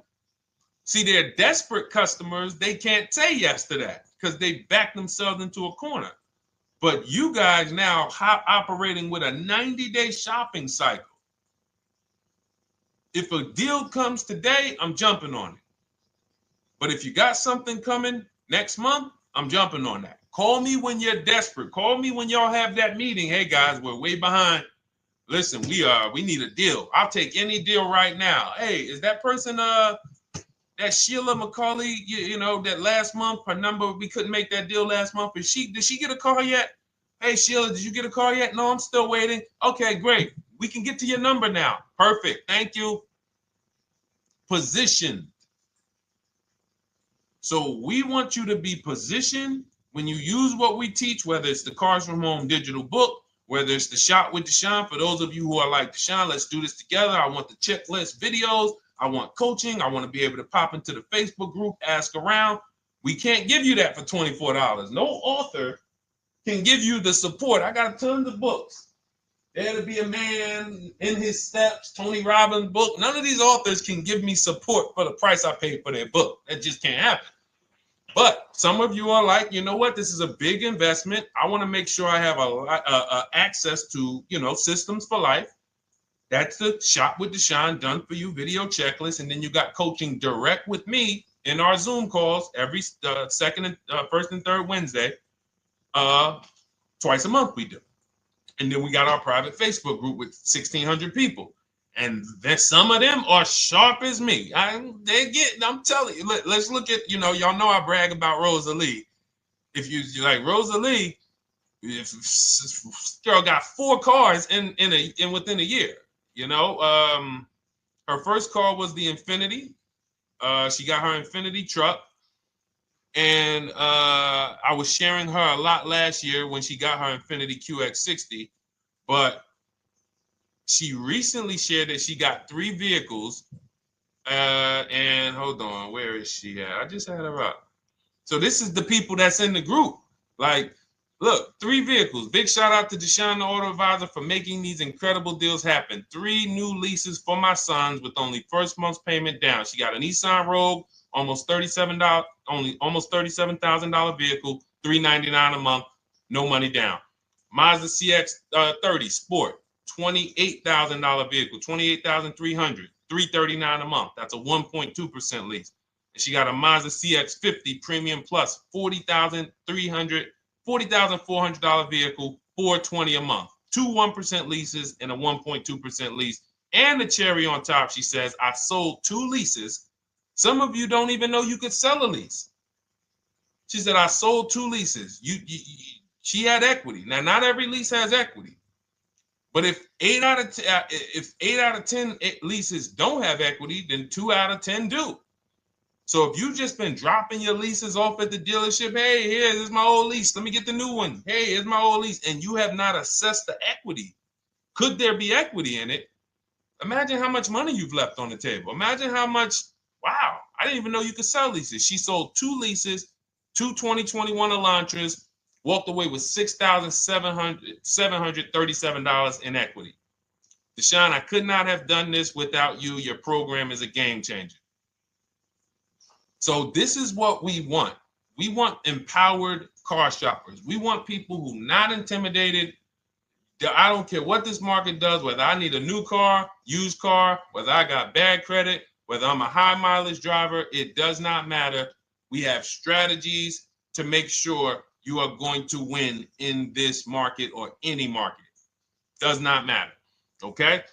So, for those of you who don't know, the whole show was sponsored by my new digital book. It's called Cars from Home, 7 Steps to Saving Time, Money, and Avoiding Dealerships. It's 5-star rated. Thank you to everyone who's rated it, reviewed it. It has everything we teach in a step-by-step format. It's normally $97, but as part of our welcome offer, you can get yours for $24 in my TikTok bio, in my Instagram bio. Click that website. It's the carsfromhometoolkit.com.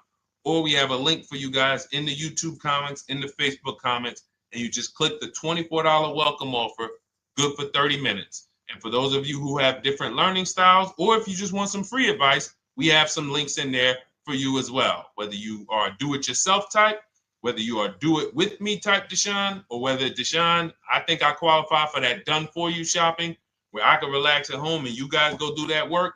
Or like I said, you want the free advice, just start with our cheat sheets and you can go from there.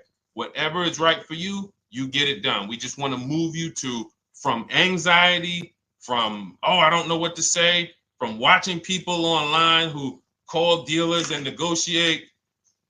Hey, take off $5,000 so I can have a viral video. And now you're talking to an 80% dealer. So the 80% dealer has the $5,000 to take off.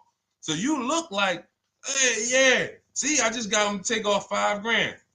We don't negotiate with dealers with fake fees. Like there's a saying, we don't negotiate with terrorists. Cars from home, we don't negotiate with dealers with fake fees. None of that stuff matters. Because what you want us to think is, look, see, I took off all of this money. Don't you want to buy the car now? But you took off the fake money. Had we been talking to a 20% dealer, what money are they taking off? The real money. The real money. So if we have two dealers, well, let's say 8, because y'all know I use the 80%. So the 80% are over here. The 20% are this small group over here that we got to find. Now, the 80% are starting so high that when they take off all the money, it's fake money. We marked up our cars. We got platinum kits on them. We got the Hertz service plans on them, and the Simonized kit and the low, all of that stuff. Okay, so yeah, we done took off 5,000 for you, but 4,000 of it was fake. Meanwhile, this 20%, they don't have the fake. So when they take off 4,000, it's real 4,000. And we over here talking to these people. Hey, take off all that fake money. See, guys, you can do this too.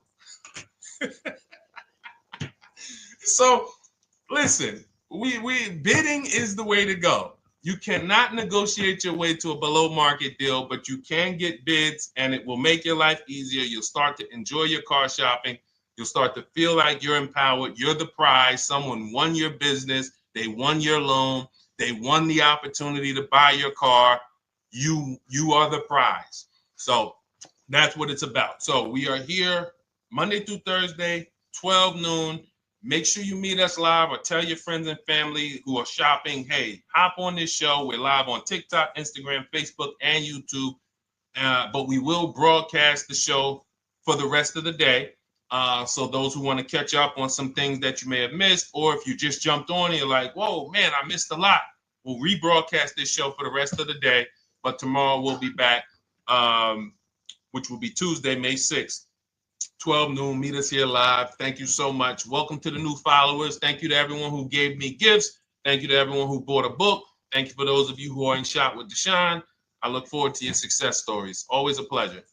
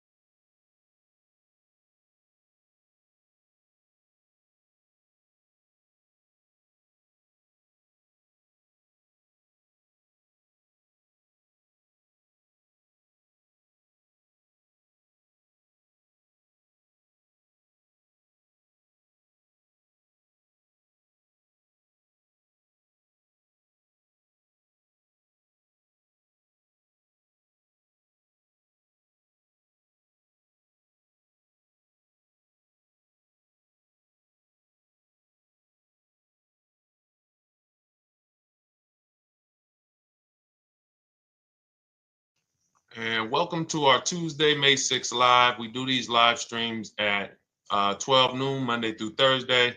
I am your host, Deshone the Auto Advisor. And for those of you who've never met me, I have devoted the last 4 years to teaching people how to get the best deals on cars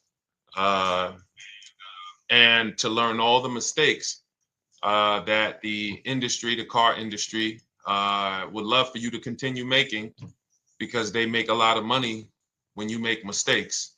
And so what we do here is we really just do questions and answers. I will teach on various topics that I feel are widely misunderstood, like the subject of leasing.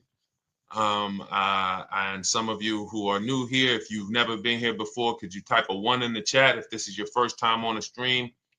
We do these streams about 60 to 90 minutes. And if you're going to get the most out of them, we just ask that you lock in, that you focus, because we will be talking about $1,000 mistakes. Nothing here that we'll be talking about over the next 60 to 90 minutes is hundreds of dollars. You know, I'm not looking to, have you spend some time with me on a Tuesday to talk about how to save hundreds of dollars. No offense, I'm sure that's important to some people, but we are here to talk about things that are affecting your bank account by the thousands every year.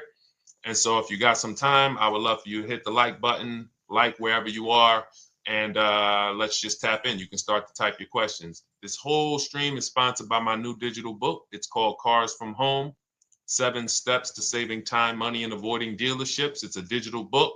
It's 5-star rated. Thank you to everyone who's rated the book and reviewed it.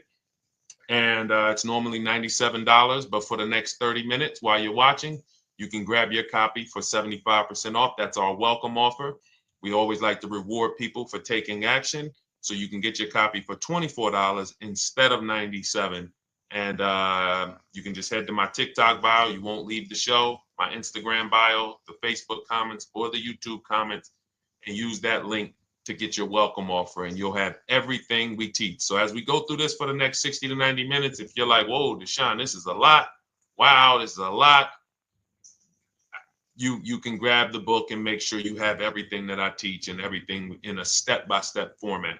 Okay? So I have my man Dolan moderating. Good afternoon. Thank you, Johnny Miller. Good to see you, Lil G. Again, guys, we are live. This is our Tuesday, May 6th live. We're live every Monday through Thursday at 12 noon. But we do rebroadcast these throughout the day. For those who cannot make them, you can watch the rebroadcast, or if you got to go back to work, we'll be rebroadcasting it for the rest of the day until our show tomorrow. All right, so let's start with the questions. You can feel free to get into it. Okay, do you have to get the extended warranty? This is a great question. This is car specific. A Honda, Acura, Toyota, in most cases, have always had low cost of maintenance and their parts are inexpensive. When you're buying an extended warranty or you're considering it, it is a risk product. It's an insurance plan. So that means you can pay for something and not use it, just like car insurance. You don't necessarily use your insurance until you have an accident. Same thing with an extended warranty. It's an insurance policy. So what you're trying to do with any insurance is see what is the likelihood that what I'm paying for this is going to exceed the price if I did need to use it. So in the case of a vehicle, when you're trying to determine what should I get an extended warranty, there's 2 things that are important. Does this vehicle that I'm purchasing have a high likelihood of things going wrong? We know, and some of you have had cars with histories, and we know there are certain cars, they tend to have things go wrong more than others. And what I like to do is go right to Google and type in repair cost, because this is the second item that we are looking at. We're looking at average repair cost. So if you're buying a 2010, a 2015 Nissan Altima, 2018, Hyundai Sonata, you go right to Google, you type in 2018 Hyundai Sonata average repair cost. Now, if you see that those typically go on the lower side, then that can take a lower set of risk where you might say, all right, likelihood of these things going wrong on this car is slim. But if you see that the repair cost is on the mid to higher side, that's shifting more risk to if something goes wrong, the cost for you to pay for it out of pocket will probably exceed the warranty. So when I work for Mercedes-Benz, who's new here? Type a 1 in the chat if this is your first time on a stream with us. First time you've ever been here, type a 1 in the chat. First time. What's up, William? What's up, DJ Ant Nice? Good to see you. Maggie, good to see you. Enrique, good to see you. Miko, good to see you. Tetra Washington, good to see you. Jan, good to see you. Claire Clairvoyant, good name. First time, if this is your first time, just type ones in the chat so I know. I don't want to assume anyone knows who the heck I am and what my experience is. Daniel Thompson on Facebook, great to see you. So I worked for Mercedes-Benz for 5 years, General Motors for 5 years, and I ran my own brokerage, my new car brokerage, called Cars from Home. I started it in 2016. Now, when I worked for Mercedes, when people were purchasing a Mercedes, what I would tell them is buy as much warranty as you can afford. Buy as much warranty as you can afford, because I knew that when something breaks on a Mercedes, nothing's under $1,000, and typically it's $2,000-$3,000. So a $4,000 warranty on a Mercedes Benz is usually worth every dime. But at the same time, we have cars that, again, less likely for things to go wrong. And then when things go wrong, if they go wrong, they can typically be repaired inexpensively. Good to see you, Arms Reach. Welcome on Instagram. Shout out to the people checking in live. Great to see you all. So that's how you're measuring extended warranties. You don't want to get an extended warranty on a vehicle that has a low cost of repair and a low likelihood of things going wrong. You can then take your money, put a little bit to the side, have a little emergency fund, that same $3,500 that you would have put into the warranty, or $2,500, you put that to the side over the course of a year, 2 years, put $100 a month to the side, and then have that be your cushion just in case things go wrong. It's better for you to have that money in your bank account, and if things go wrong, you take it to your mechanic. You must have a local mechanic. You guys know I swear by local mechanics on cars that don't have warranties. Even if you have a Mercedes-Benz, a BMW, an Audi, something that is typically harder to work on and takes more of a specialized engineer, there are still plenty of places that have those. I mean, there's shops where they used to be Mercedes-Benz techs. Now they have their own shops. This is who you want, because their cost, their labor is going to be probably 1/3 of what a dealership is going to be. So these are the resources that, again, keep more money in our pocket while getting us the same level of service and experience. Okay, great question. Welcome, Uncle Nene. Good to see you. Uncle Nene. All right, listen. Nicole, good to see you. All right, Dolan, you can pull up the next question. Feel free to start typing your questions. And as we get more questions in, we'll try to get to all of them. You guys know we're not always able to, but we do try to get to all of them. How do I shop around for the best lease deal without affecting my credit? Well, first of all, you're talking to someone who's, just so you know, I've taught thousands of people to lease. I've gotten 7 leases. Now, when we look at what we are doing with a lease, first, we have to consider how we want the information presented to us. We are not letting dealers tell us how they're going to quote us. We are telling the dealers how to quote us. So we are going to have all our quotes. Thank you to everybody hitting the like button. I see you. I appreciate you. And shout out to the sharers. As I see people who share, I always like to give the shout outs to the people who share this broadcast with their friends and their family. And thank you to everyone who's giving gifts on TikTok and Instagram. Appreciate you all. So what we are doing when we're telling a dealership, you give us a quote with first month's payment only out of pocket, 12,000 miles per year, and put all the taxes and fees into the payment, assume tier 1. So we are presenting it now in my book and in my Shop with Deshone programs, my video checklist. I have all the templates. If you're going to do this yourself, you just need to remember how you're presenting this. You can call around to dealerships, because there's 2 ways to do this. Shopping from home. Cars from Home is about showing you guys, and I'm going to be showing you guys a ton of payments. And listen, I don't want you to feel bad, because some of you are going to see that you've left a lot of money on the table.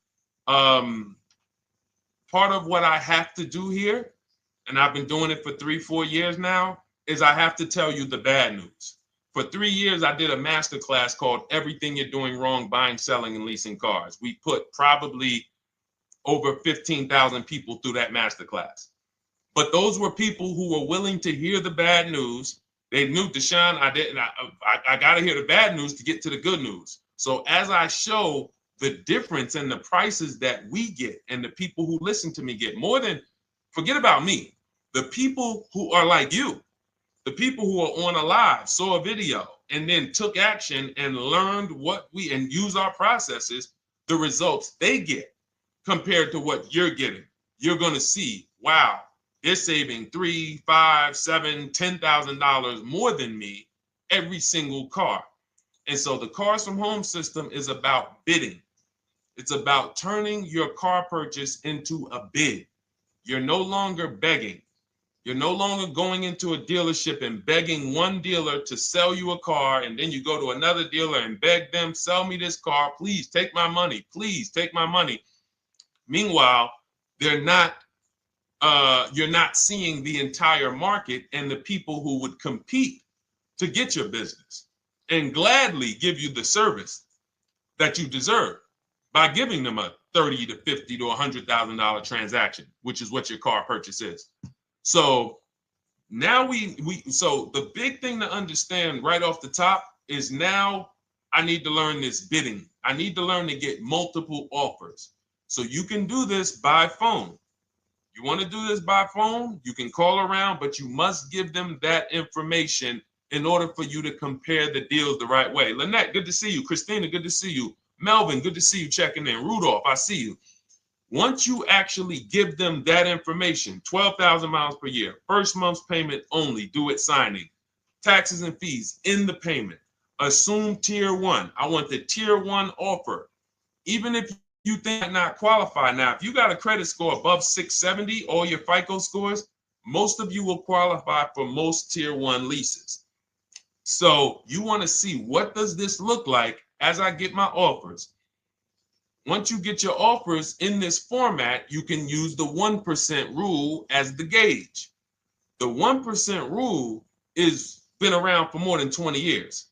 Everyone who leases and who's savvy, we understood if your lease payment is 1% of the MSRP or less, you stole the car. That includes taxes, that includes fees. You're still in the car. So example, we're looking at a $30,000 car, Hyundai Sonata or a Hyundai Elantra, $30,000 car. When we shop all our offers, if that lease payment is $300 per month, with only $300 due at signing. In other words, I show up, here's $300. Good to see you, GDTV. Thank you for checking in on YouTube. Once I give you that $300, that's my payment for the next 35 months. So that's a very, very low percentage of the car you're paying. It's a 1% rule. Now, in order to get a 1% lease, you need a great lease program, which means the bank has to be supporting the car, rebates, incentives, and then you need the biggest discount, the dealer who's going to give you the biggest discount. Now, one of those we can control. One of them we can't. Which one can't we control? And for those of you who are new here, we don't play around here. But my people who are moving, and again, I'll show you, like a lot of people, we got a lot of people who've been following us, using our processes. They're locked in. They're not casually on a live here. We're not casually here talking. They are locked in. Like, boom, okay, I hear you. They're answering, they're typing, they're not, vacuuming in the kitchen and trying to hear. You can't do. We're talking about your second most expensive purchase of your life. It's going to be, you got to lock in. You got to challenge yourself to block out the distractions while we're on this stream, because this is your money. And if you don't take your money seriously, the car salesman will take your money seriously. Oh, I like that. Praise the Lord. God is good. You don't take your money seriously, the car salesman will take your money seriously. Man. So, all right, now somebody remind me the question I asked. I got so happy about that little catchphrase that I forgot who we were. So I know we were discussing, okay, we're talking about the 1% rule. So now, one of the things we can't control is the bank. We don't know what the lease payment, what the lease program is on a car. So when we shop cars, we are going to now look at multiple offers, and here's what you're going to see. Now, I'm going to show you an example of how we know or how we expose where the dealers are concerning pricing. Now, you can't see this on TikTok, but on YouTube, Instagram, Facebook, you guys can see this. I'm going to tell you guys about it. YouTube just doesn't let us do the same type of stream. But this is a particular Infiniti that we shop for. We have offers ranging, this is a $61,000 vehicle. We have offers ranging from $680 per month, which is a 1.1% lease. So a $61,000 car, $680 per month, that's 1.1%. We divide the monthly payment into the MSRP. Now, we can see here that there are some offers already from dealers that are almost $900, $889 per month. $889 per month, $873 per month.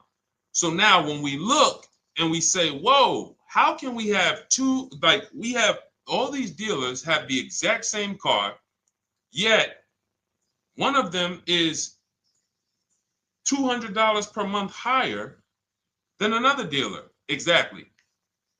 We call them the 80%. The 80%, even after back and forth, even after, hey, we'll take off some money. All right, we'll drop the payment $50 a month. Their offer is still so high. It's a horrible deal. Now, why would they offer this? And this is consistent. So I don't want y'all thinking, well, the dealers that I walk into, they're different, Deshone. They take off more money. It does not matter what you think. If you don't have the market reports, if you don't know how to get multiple offers so that you can see, we do this all around the country. We have students all around the country in Cars from Home. We have people we shop for. We have over 13,000 books sold now. Like, we have lots of data to prove this. 80% of dealers are going to be overpriced. This is another particular deal on a Toyota, a market report. And you guys can see that the out-the-door prices here, list price, $32,000. Out the door price with taxes and fees, $38,000. That means that dealer is charging all types of fees on top of their price. The $39,000 MSRP. Look at line number 3. $39,000. Out the door price is $41,000.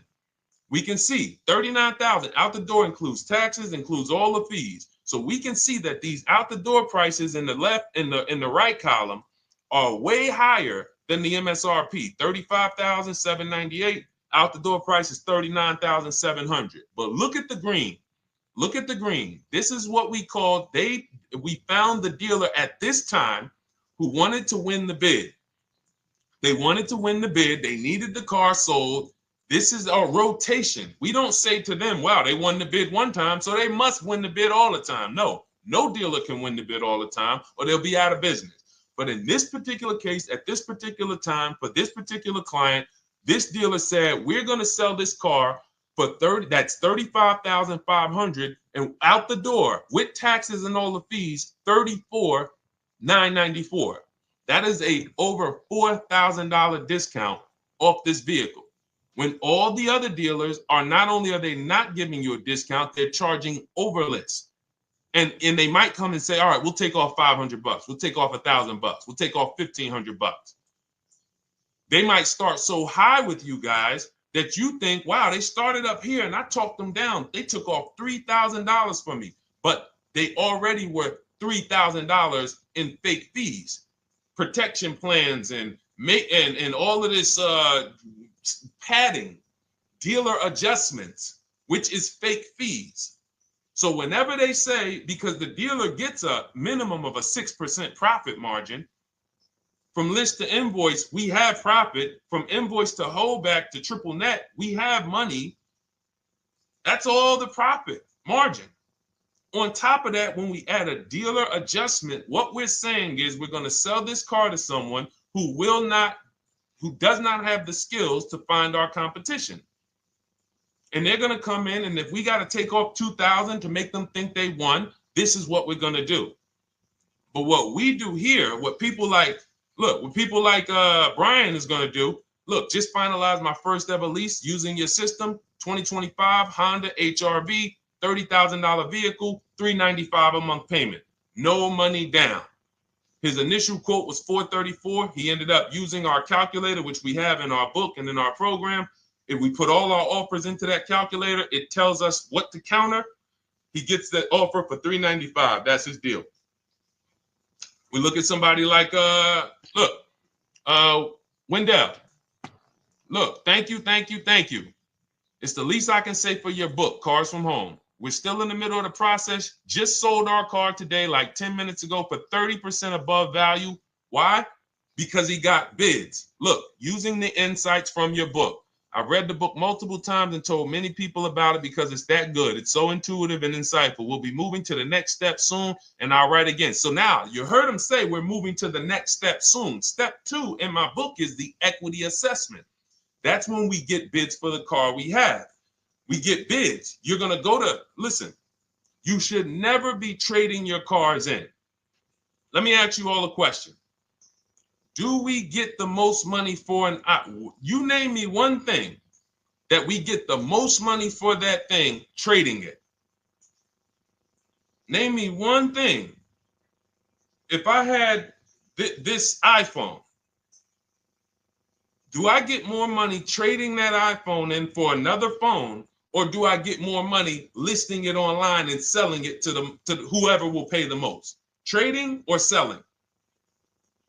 Let's go. Who's locked in? Tax advantages are very small. I understand you, Ronald, but the tax advantages, we have people that are selling their cars to cash buyers for $3 to $5 grand more than what they can get on trade.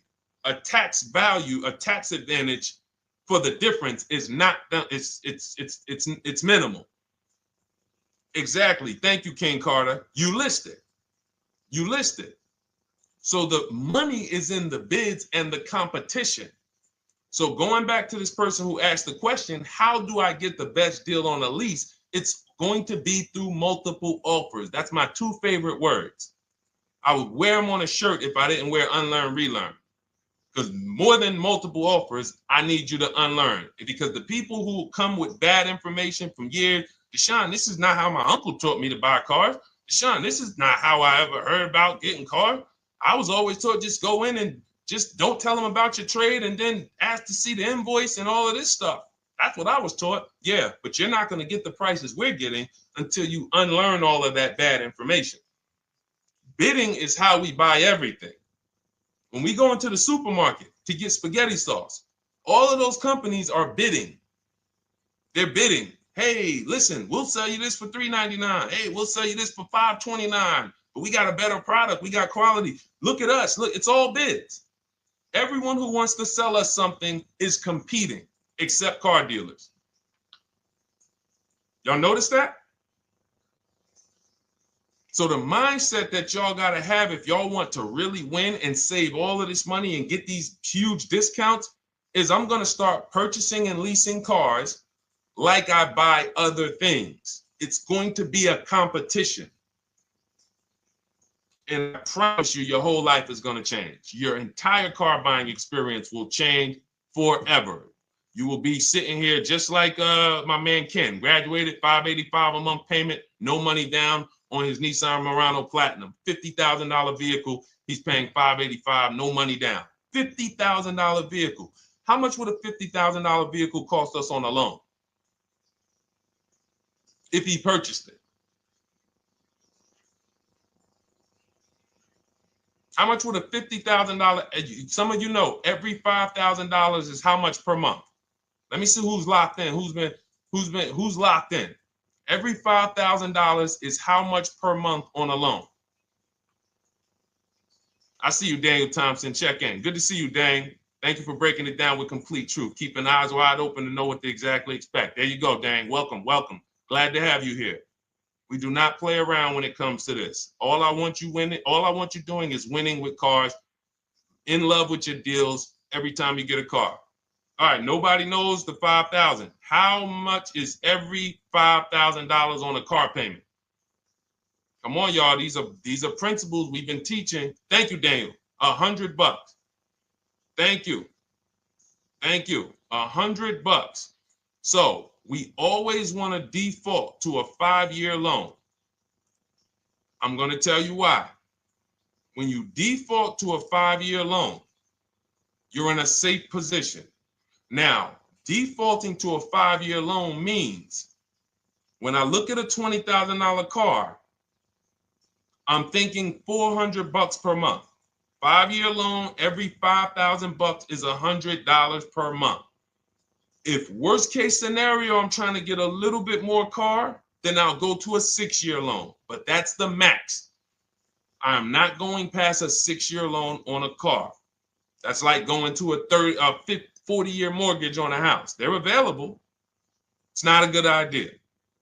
So when we look at these, you say to yourself, wow, a $50,000 car, that should cost him, if he did no, remember, this is a no money down deal. We're just looking at how much money we're putting in these cars.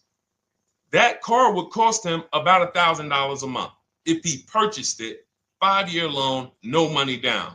Which is why when people purchase their cars, what do they typically do? Come up with a ton of money, 10 grand, 15 grand, 20 grand, because they're going to pay into that car to try to lower that payment, because that payment. But some of us who don't have the down payment, we're financing most or all of the car. But here's the thing. I don't want you to feel bad if you're one of those people who's like, Deshone, I really don't be having those down payments of 10 grand, 15 grand, but I want to drive something quality. Exactly, I hear you. Here's the bad part about the people who are putting 15 grand down on their cars, but they're breaking the 8-year rule. This is what we call in Cars from Home and everything I teach, the most important question is how many years are you going to keep this next car? If it's not 8, then we don't purchase those cars, because here's what happens with people who go into their bank account, slap $15,000 down in a car, and don't keep the cars 8 years. And if anybody's willing to be honest, they will confirm this right here on the stream. When they go to replace that car in 3 years or 4 years, they literally have a little bit of equity. Maybe they're just breaking even. They're not getting that 15 grand back. It's gone. It's gone. Anyone who puts 10 grand down on a car and then comes back in 3 years, 4 years, all right, I had the car 4 years, 5, listen, I'm going to switch this thing up. They still have a payment. They are barely breaking even. Meanwhile, their payment was 400 or 500, almost double what it would have been if they leased a car, got a below market lease, and they drove a car, no warranty after 3 years. They're driving an inferior product. So if it sounds like I'm here to destroy people from purchasing who are not keeping their cars long term, that is the goal. Because as long as you are buying cars that you're not keeping 8 years and you buy them, you turn around and you replace them, you are going to continue to spend way more money than people getting below market leases like Ken and like a lot of other people I'm going to show you on the stream. Lots of other people. Look, dealer American Senior Benefits Plan. He's enrolled with us under his company name. Dealer MSRP on this car was $36,300. 2025 Kia Sport X line. MSR boom 561. Monthly payment is $400. Use the system back and forth. Got $400 a month on a 2025 $36,000 car. Once we put our taxes and fees in that would be a $700+ payment. $700 payment. He's paying $400. And y'all wonder why people are losing cars. $300 more per month to drive the same car?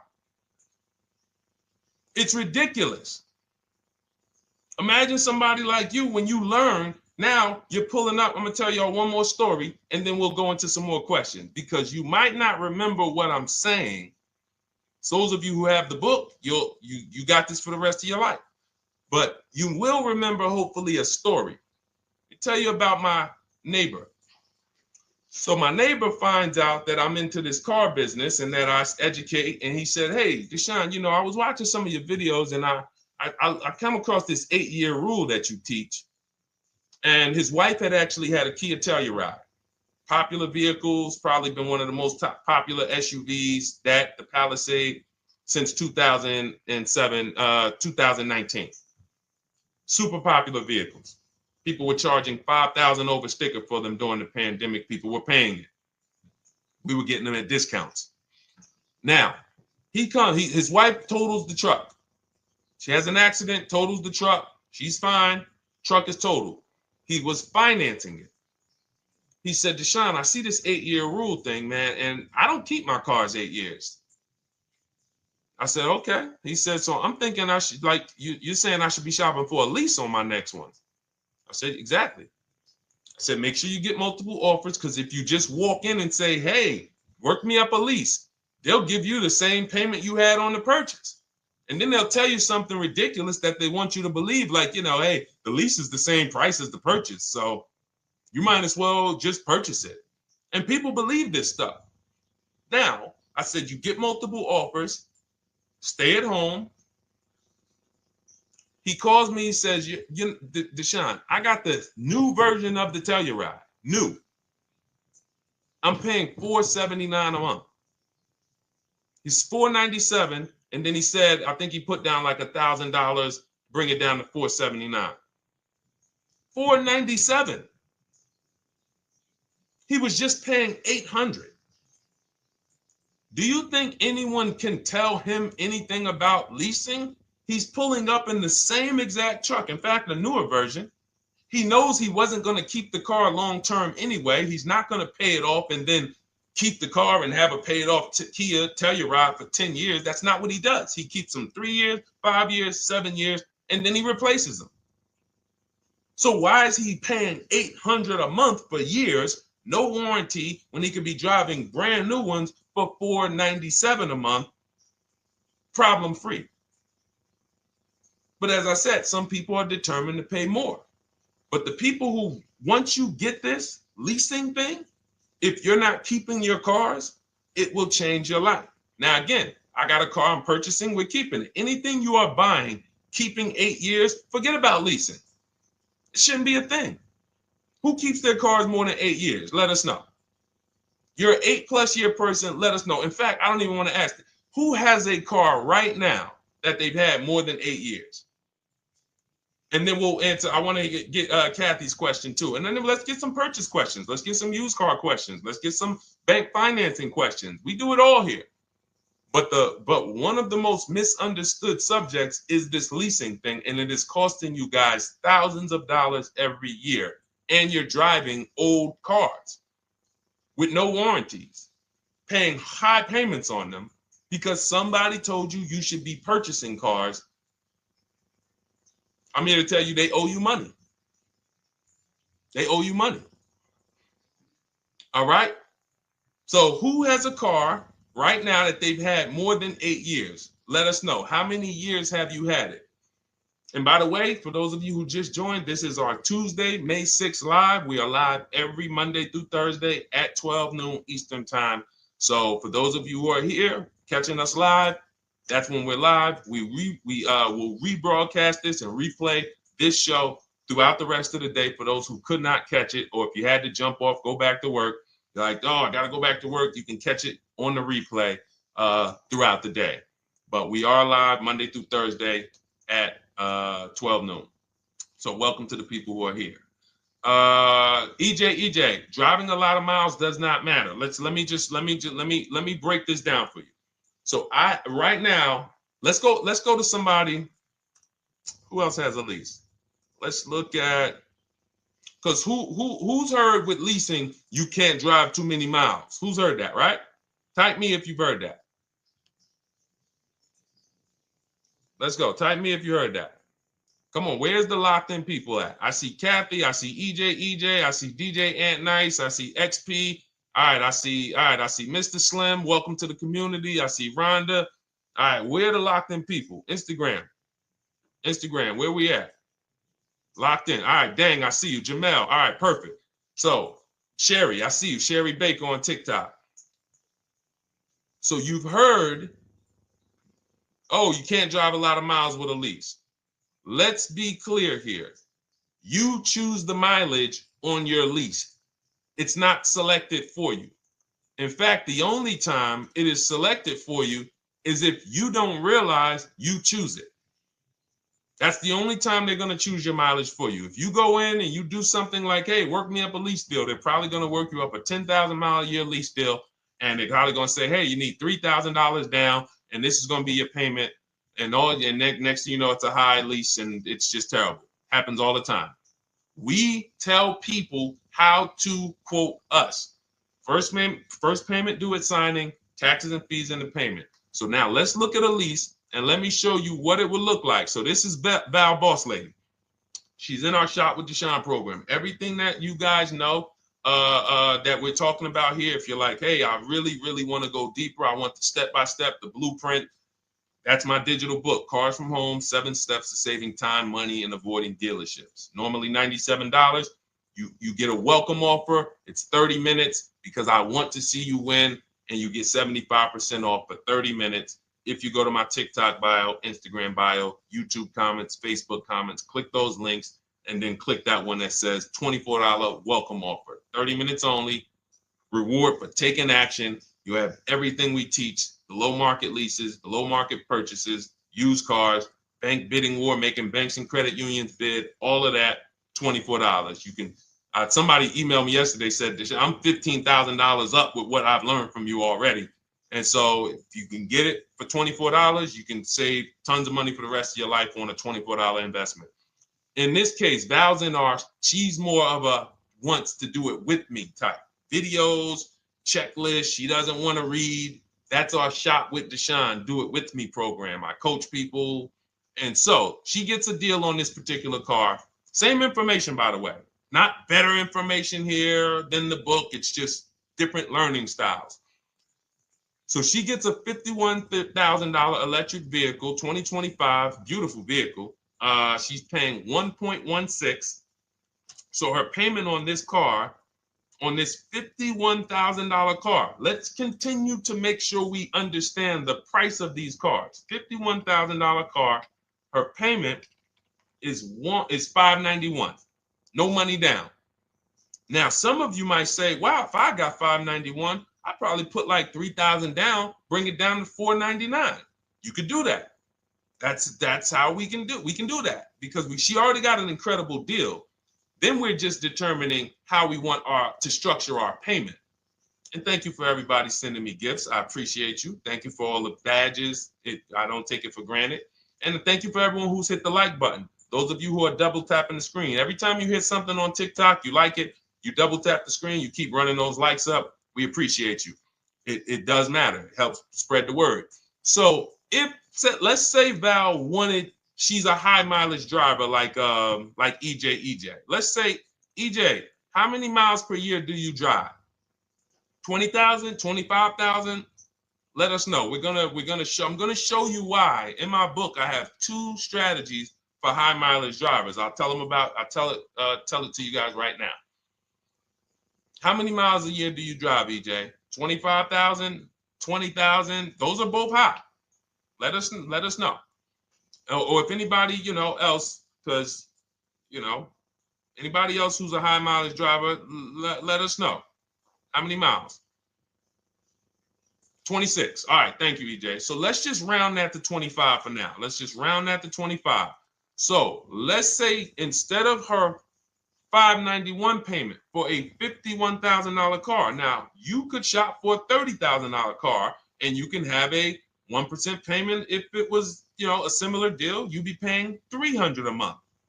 In her case, she has a $51,000 car. She probably wanted a nice SUV that looks beautiful, that some other people are paying $1,000 a month for. She's paying $591. But if she wanted to bump it up to 15,000 miles a year, she'd be paying another $30 more per month. She'd be paying $620.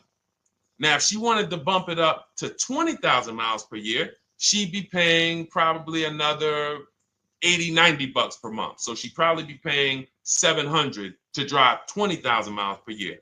Now, let me tell you guys, because some of you guys who are like, yo, man, those payments are high. We're talking about $50,000 cars here. So if you were shopping for a $30,000 car or $35,000 car, naturally, if we took the same exact numbers, let's take a $35,000 car, 1.16 lease. That's a 406 payment, probably $399. So now, in order to go, and let's say you're a high mileage driver, just like EJ, you want to add another 15,000 miles to your lease. You're probably going from 400 to 550 or 575. But you have all the mileage you need. And here's the beautiful thing about that. If I'm paying $175 more per month, but I get all the mileage I want, and when I drop this thing off, I get a new one, I don't have to worry about negative equity, and I put no money down.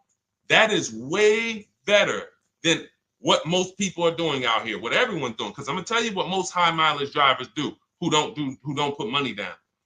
They will go in, buy a car, take a super long loan, 6 years, 7 years, just so they could afford the payment. Now, here's what happens.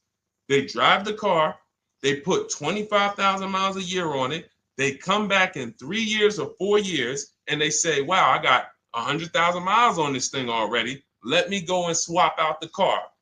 What situation are they in at that point, guys? You put 100, you got a 6-year loan, average loan. You drove 25,000 miles per year. You put 100,000 miles on the car in 4 years. You come back, you still have 2 years of payments left. 15 grand negative equity. I used to see it all the time. Thank you, I am rich. Locked in on Instagram. I see you. Locked in. See it all the time. Every car salesman who has dealt with a normal 25,000 mile high mileage driver that does not keep their cars sees it all the time. They come in, yo, man, what you do for a living? Man, yeah, I do DoorDash, I do Uber.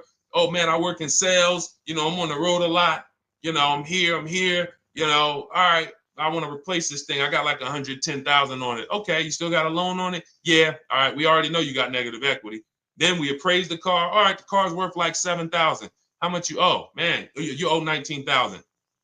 All right, well, what can I do? Can you get me into something? Roll that loss all the way over. On top of that, you finance the car, so your payment is high. You finance the whole car, so you're paying a high payment compared to if you had leased, just literally shop for your leases, added your miles to the lease that you needed. You're paying $175 more per month. You got a brand new car. And I'm going to tell you, I did not make this up. I learned this from someone. A lot of what I'm teaching you, I learned from my clients when I was in the dealership. This guy, I worked at Hyundai for six weeks. Man, this dealership, the owners got indicted. I got out of there.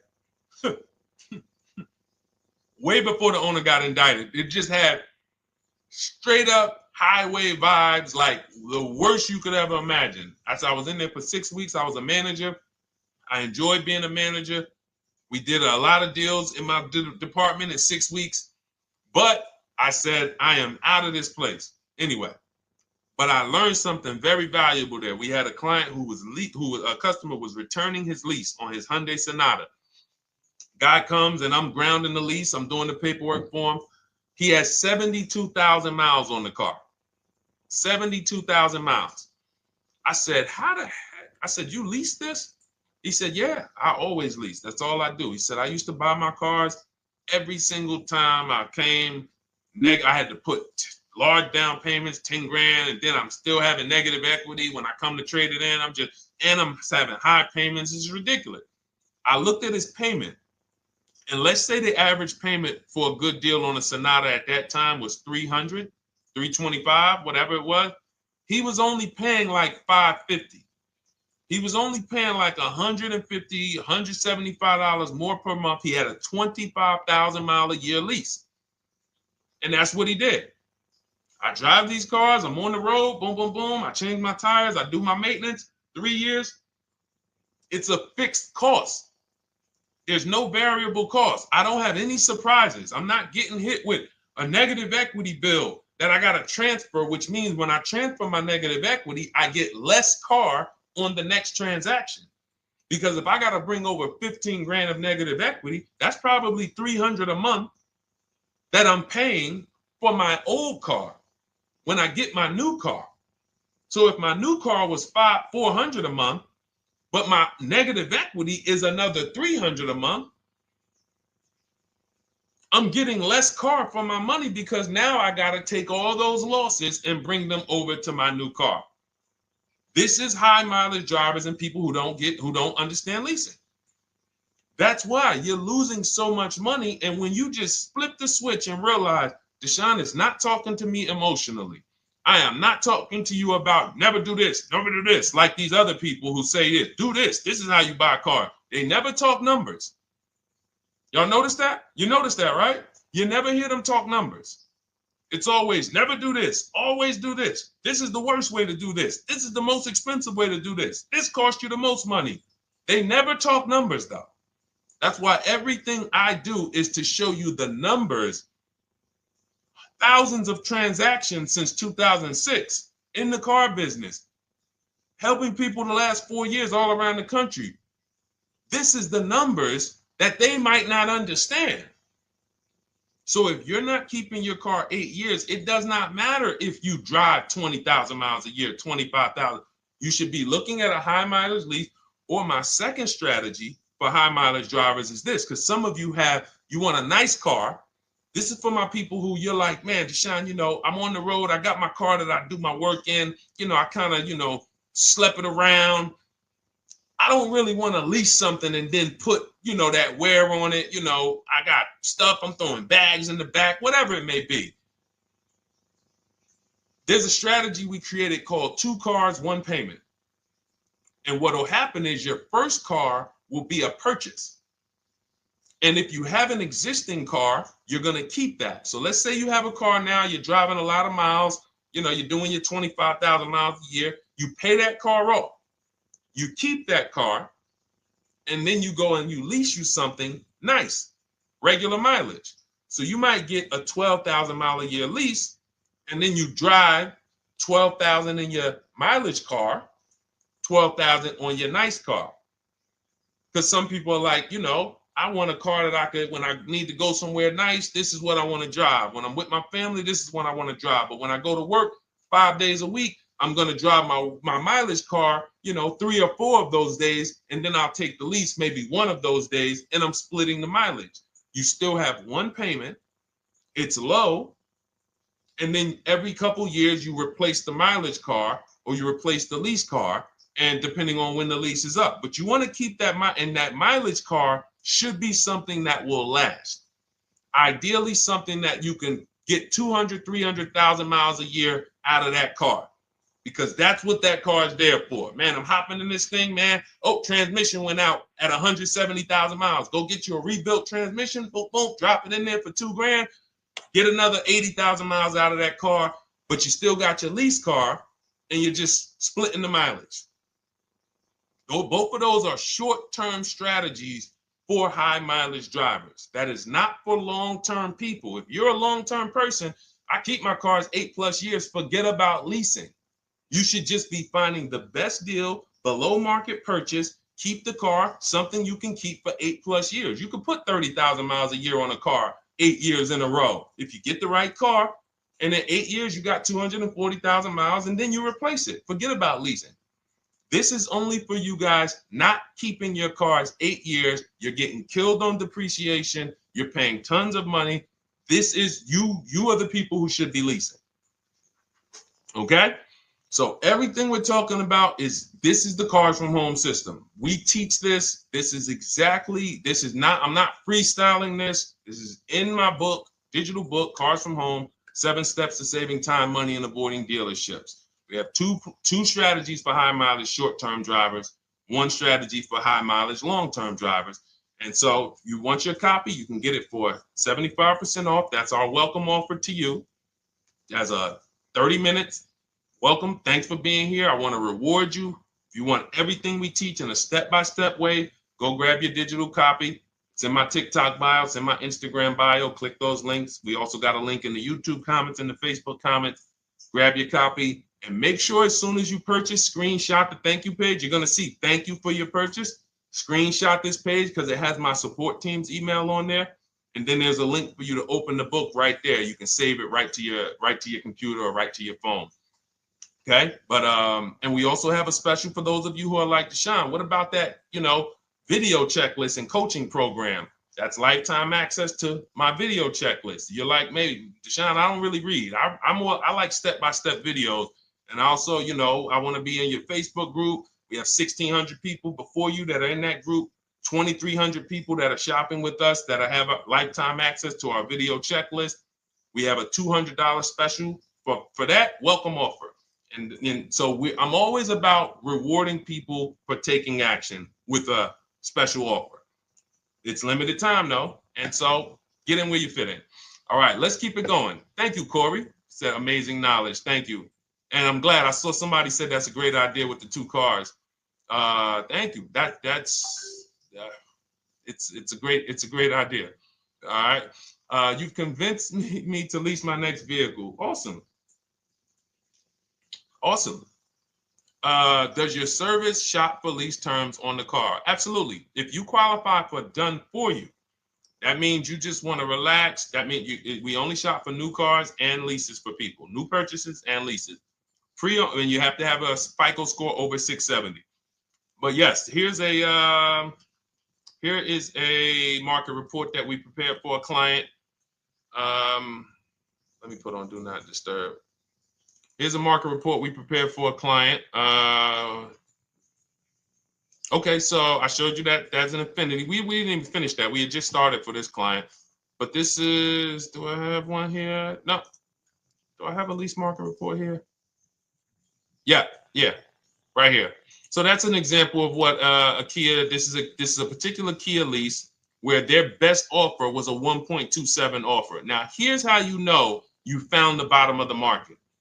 And again, whether you're using the book or whether you're calling around, again, you can call around to do this. The key is not going into dealerships. You cannot do this going in. Once you get your offers, you know you found the bottom when your best offer is between $150 to $200 less per month than your worst offer. And if you're purchasing, you should see a spread of between $3,000 and $5,000 minimum between your best offer and your worst offer. That's when you know you've shopped correctly. Because until you find the 80% dealers, you have not shopped correctly. If you're like Deshone, these prices still seem close. You have not found, you're talking to the 80%. You haven't found the 20% yet. Because the 20% is going to be that $3,000 to $5,000 less than the 80%. That is just the numbers. That's the way it works.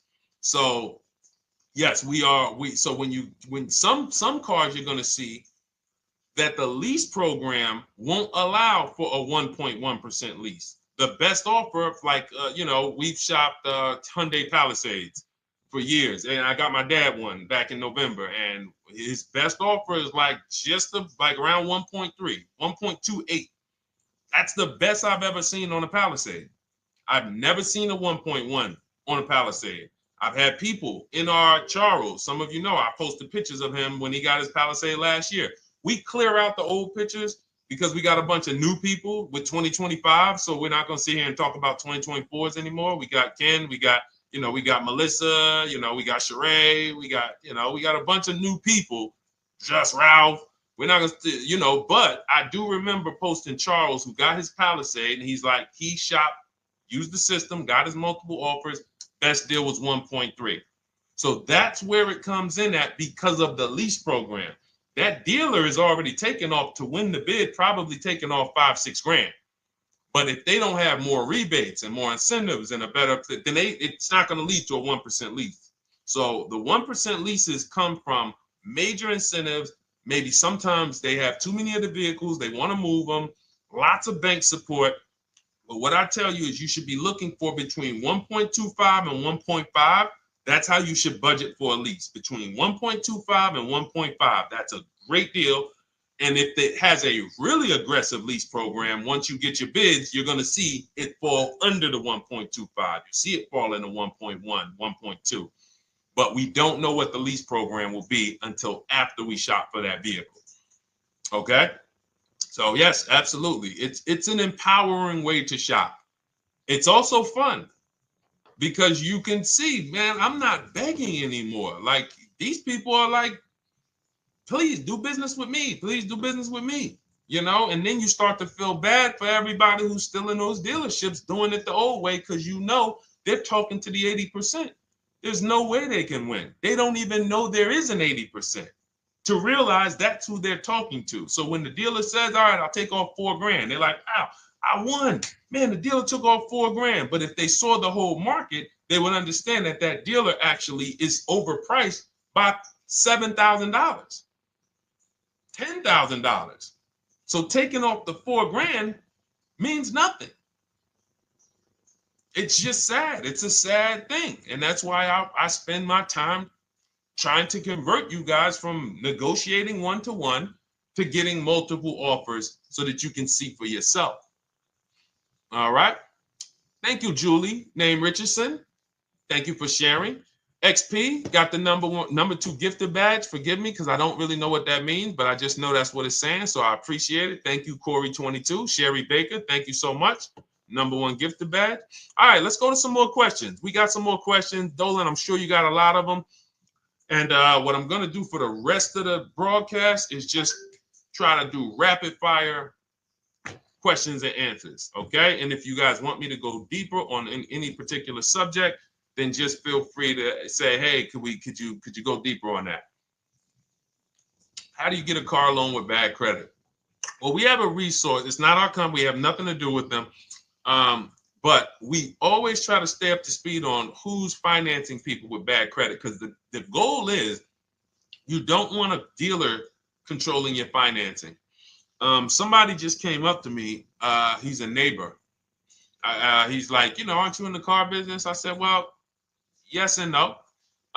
He's like, well, listen, I got a connected Acura. Anybody you send me, they get anybody approved, I'll give you $1,000. I said, okay, cool. Thanks for the information.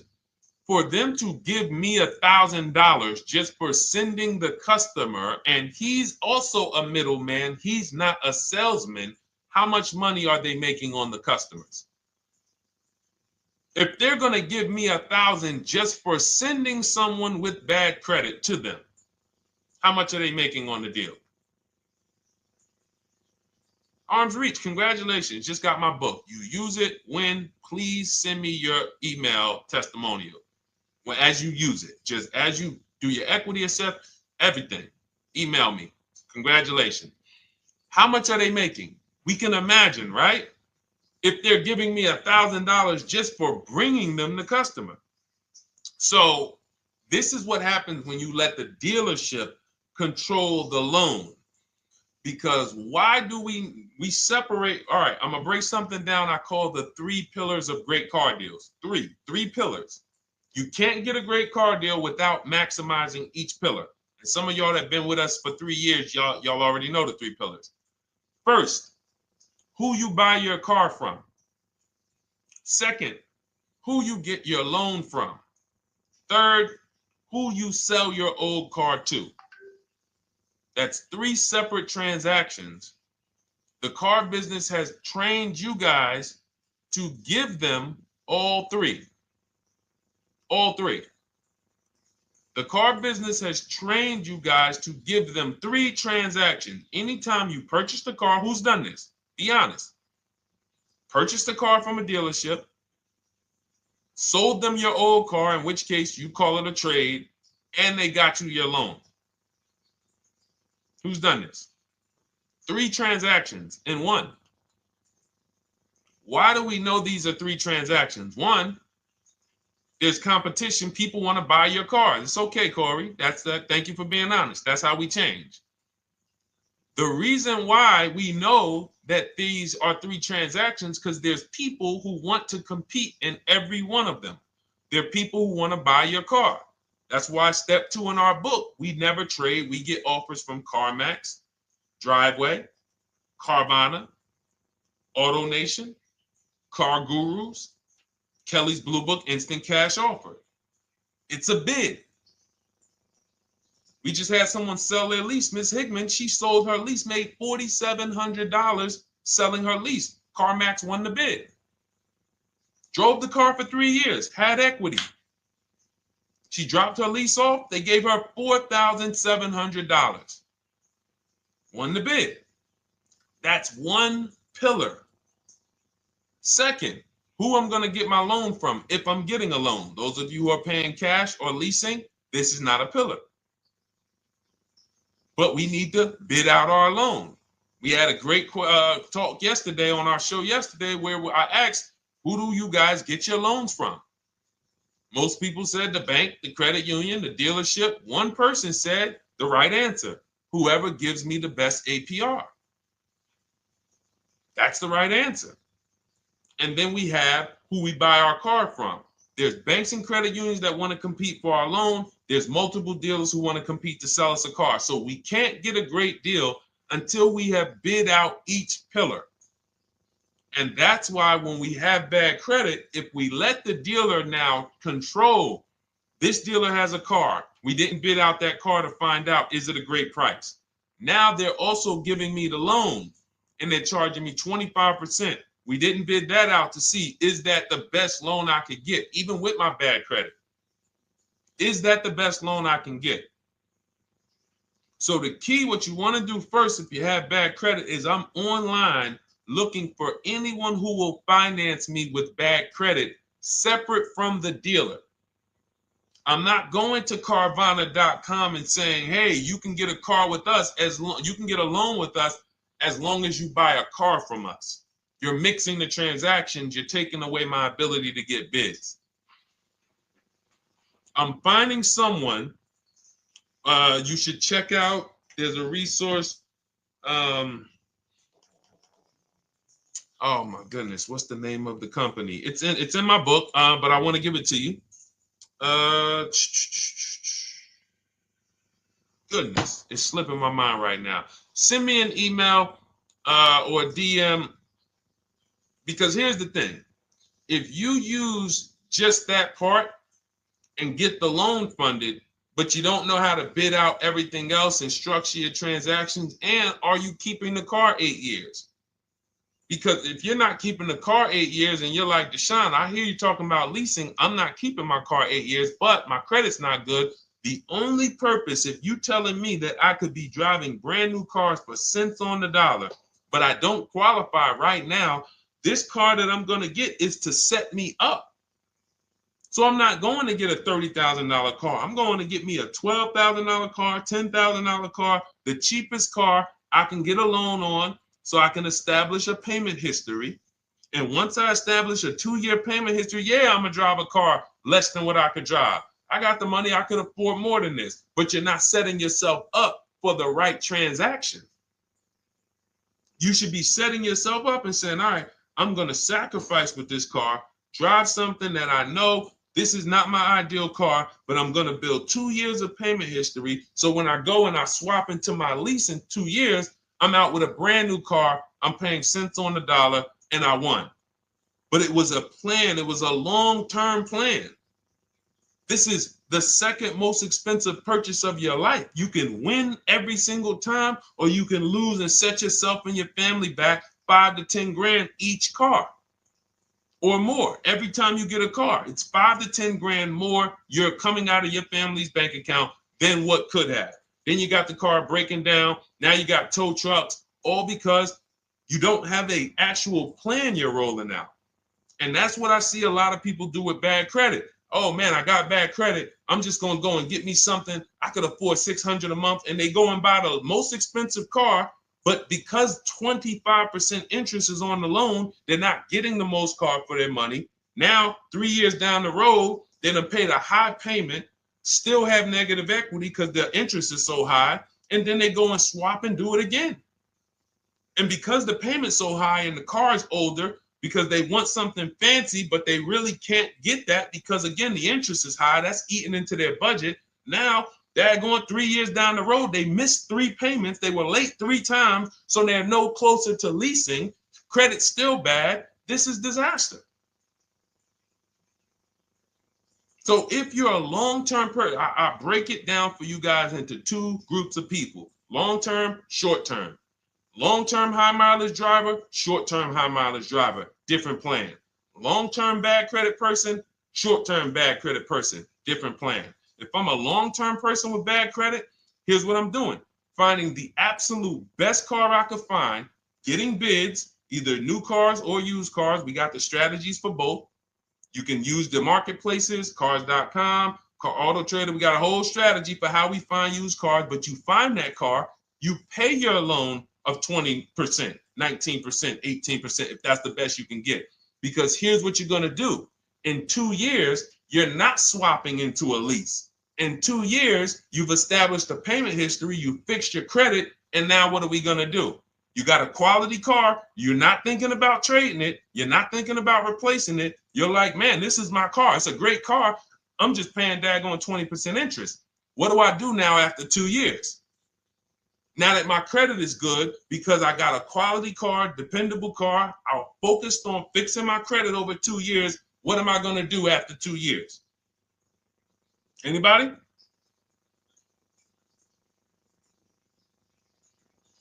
Thank you, Arms Reach. Refinancing the car. Exactly. Exactly.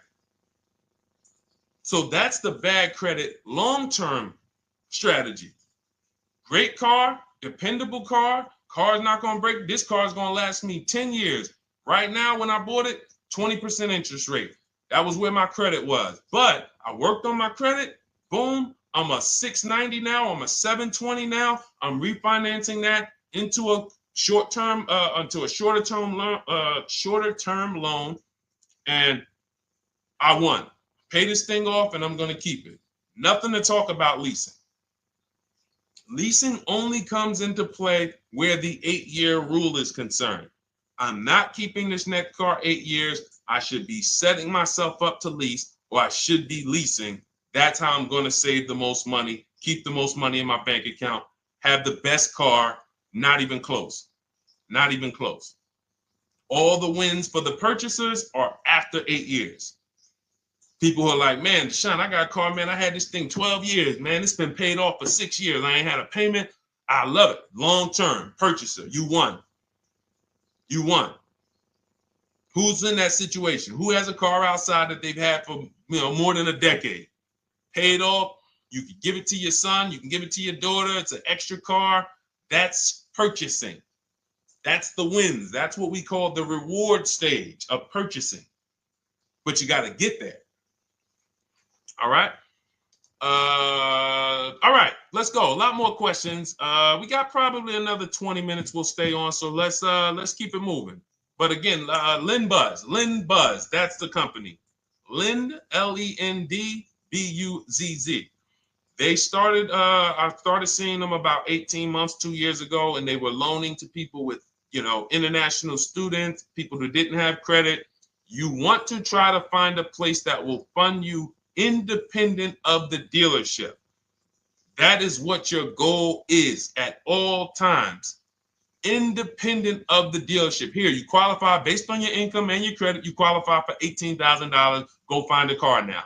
That is what you want. You don't want people mixing the bank loan with the car and two pillars that they are controlling. We're controlling the price of this car. We're controlling your interest rate. We don't want that. Yep, exactly, Cindy. For those who just joined, this is our Tuesday, May 6th live. We do these lives Monday through Thursday at 12 noon, so you can tell your friends, family. We wanted to now come up with a constant and consistent time where I can meet with you guys. If you don't have, if you can't stay the whole broadcast, we will replay these throughout the day because sometimes people got to jet back to work. They're watching us on the lunch break. You can catch up on the whole rest of the show throughout the day, all the way up until tomorrow, and then over the weekend, we'll play a whole compilation of all the shows for people who really want to dig in and hear all the questions that we answered throughout the week on, Monday through Thursday. But if you want to join us live, set your calendar, set an alarm, meet us on any channel. We're on TikTok, Instagram, Facebook, and YouTube on the Deshone the Auto Advisor channels, 12 noon, Monday through Thursday. All right. Let's go. Next question, Dolan. All right. What are your thoughts on purchasing used versus new? It's a great question, Kathy. For me, it's a matter of budget and values. It's only a matter of values if you can afford both. So if you can get everything you want in a new car for your budget, everything you want, everything that you need, and you can afford it in a new car, you have the option to choose both. So it becomes a matter of values. In my book, I teach, are you a person who's like, I want to reward myself. I only get a new car every decade. I'm going to keep this thing 10 years. I want the latest and greatest. Therefore, I'm going to shop and get the best offer, get me a below market purchase. Because y'all notice I always put in a caveat of a below market purchase, below market lease. That's all we're talking about here with Cars from Home. That's all we're talking about. You need to, every purchase you make or lease you get, you want it to be a below market lease or purchase. So now, if I could afford both, is it I'm going to reward myself with a new vehicle, or do I have these other values where I actually want to knock 20 to 30 to 40% off the price to get even more for my money? So that's really up to you if you can afford both. There's no right or wrong there. It's a matter of, like I said, the values. Now, some of you once you look at your budget, I have a tool in my book and in our video checklist, the coaching program called the Perfect Budget Calculator. We invented this. So it's not on Google. You'll hear a lot of the stuff, almost nothing we teach. You're like, if you ever go to look for it, the 8-year rule. No one talks about it. We created it. This is our intellectual property that we created to teach you guys to create these boundaries, the rule of 72 and the 10th birthday, 1.5% rule for overpaying for leases. These are all things that are absolutely proprietary to Cars from Home. But one of them is this Perfect Budget Calculator. Sometimes when we're factoring budgets with most calculators, they don't include fees that we know dealers have. And I'm talking about legitimate fees, tax, documentation fee, motor vehicles. So we're putting our budgets together, but we always get caught out there. Who's had that happen?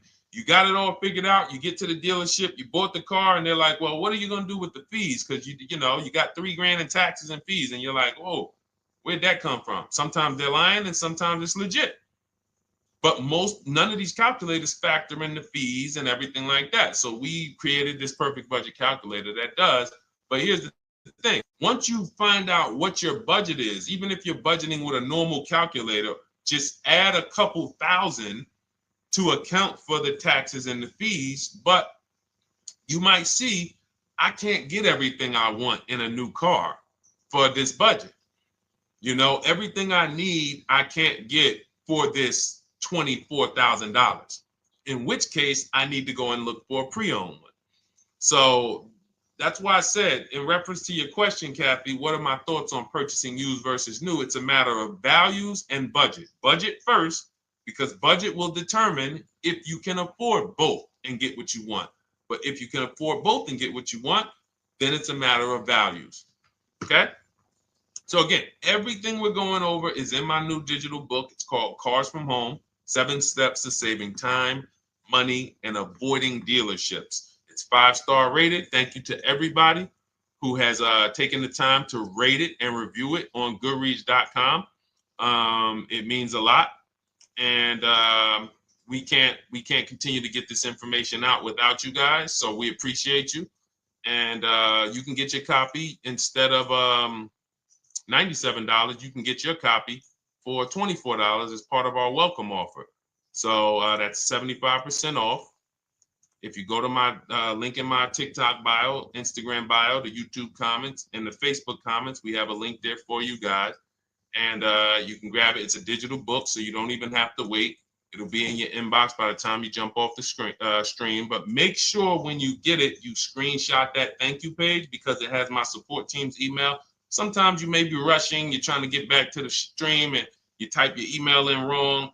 Also, as soon as you purchase, the link to open the book is right there. So it'll say open the book below. You can save it to your computer. but I would rather you get it for $24 than $97. Although we've sold a lot at $97 because people feel it's worth every dime. You're going to save thousands and thousands of dollars for the rest of your life using what's in the book. Your first transaction, you probably save $4,000 to $6,000 to $8,000 depending on the car. So $97 is great, but $24 is even better. All right. And for those of you who have a different learning style, you'll see in there, shop with Deshone. You're more of a do it with you person. Do it with me, Deshone. Okay. We have lifetime access to shop with Deshone, and I coach you personally for 6 months. So we jump on Zoom calls twice a month.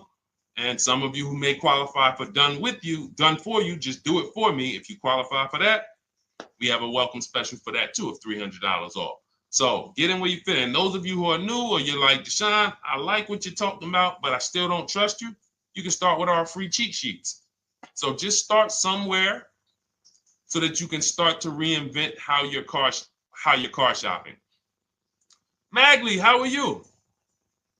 Oh man, of course I remember you. Following for years. You actually were following me from the time God blew me up on TikTok. That was 2021. So I absolutely remember you and I appreciate you. And yes, it's so good to see you. Absolutely. Absolutely good to see you. All right, Dolan, we got a couple more questions. We got time for a couple more. Let's try to go as fast as possible. The discount for the book is not working. It says time ran out. It's 30 minutes. I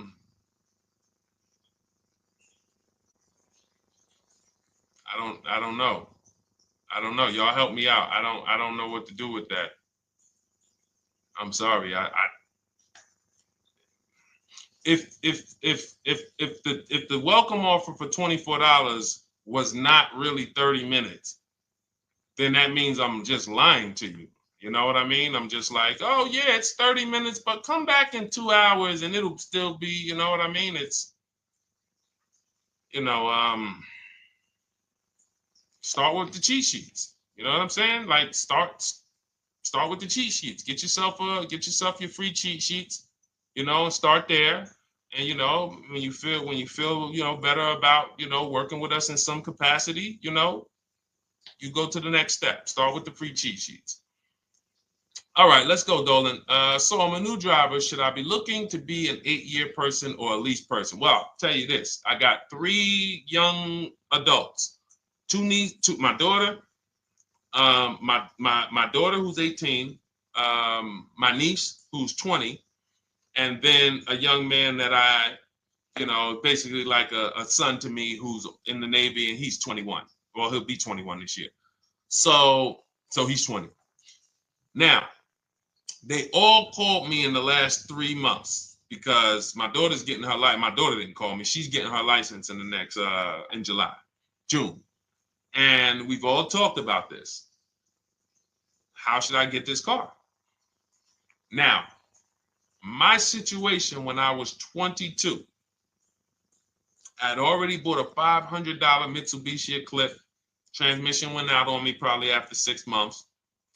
And then I bought a buy here, pay here car. This is before I got into the car business. I got into the car business, I was 22, working for Pontiac GMC Buick. So I get this buy here, pay here car. It was a quality Chevrolet Cavalier. I didn't know anything about cars, so I went to a local spot. They said, hey, put down this, just pay us $50 a week. So I did that.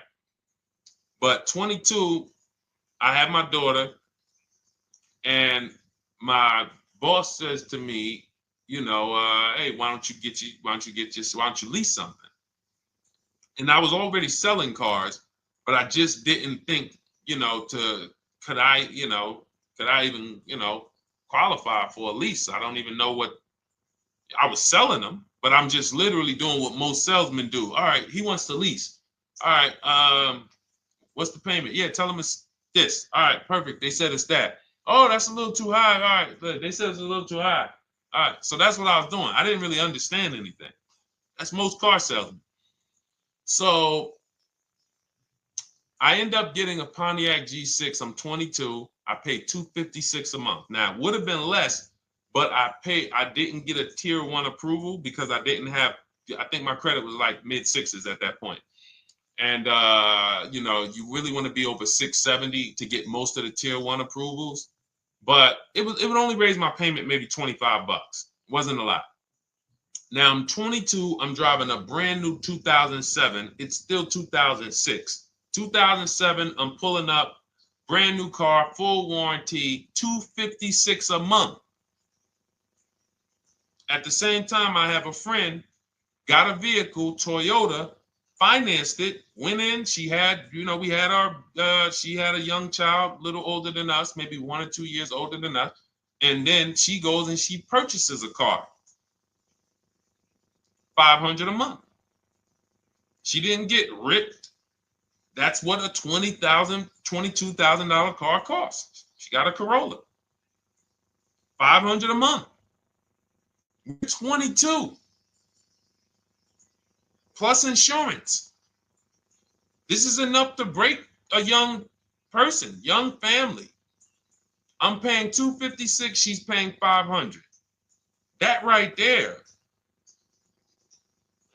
When I tell people that story, it's amazing to me how many people will say, Deshone, when I got my first car, my parents took me out. We financed this car. We financed this. I was paying $400, $500, $600 a month.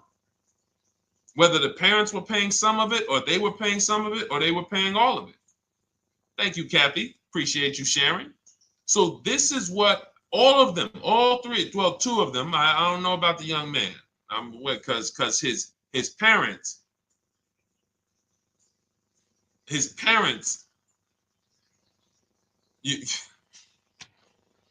I'm not going to override your parents. And if your parents tell you that they think you should buy a used car or buy a good, then okay. But I'm just telling you, when you see my daughter and you see my niece pull up in brand new cars and they have low payments and they don't have to worry about getting stranded on the road, hey, call the tow truck. Do we still have a warranty on this thing? So I would be telling, again, 8-year rule. Because if I've had young people in their early 20s who are like, I'm not even into cars. Like, I'm going to buy this and I'm going to keep this car. Like, I'll keep it 8, 10 years. I don't. And I've had some people who they know when they get a better job, when they move to this, they're going to start a family. They're probably not going to keep the car 8 years. So it still goes back to the 8-year rule. Always. Always. Most young people, most people should be leasing their cars. That's how I did very well throughout my 20s. Praise the Lord, because I did not have high car payments. I didn't have cars breaking down on me where I had to be like, oh man, couldn't get to work today. Not many 20-year-olds, 23-year-olds are keeping cars 8 years. So when you're putting them in used cars, you're really setting them up for failure in a lot of cases, compared to if they were just leasing, getting look, because some people be like, wow, are $300 car payments still out there? Oh yeah, they're still out there. Just you just are shopping for the right car. I know India had her look, Rosalie, she's in our Done With You video checklist and coaching program, like Cars from Home. She's, you know, this is our Facebook group she's commenting from. 3 vehicles she got, all for her sons, all of them. A Nissan Rogue, $399 a month. That's a $36,600 car. She got a Mazda CX-30. That's a $28,200 car. Payments $339 a month. $339 a month. And then she got a Mazda CX-50 for her other son, $40,000.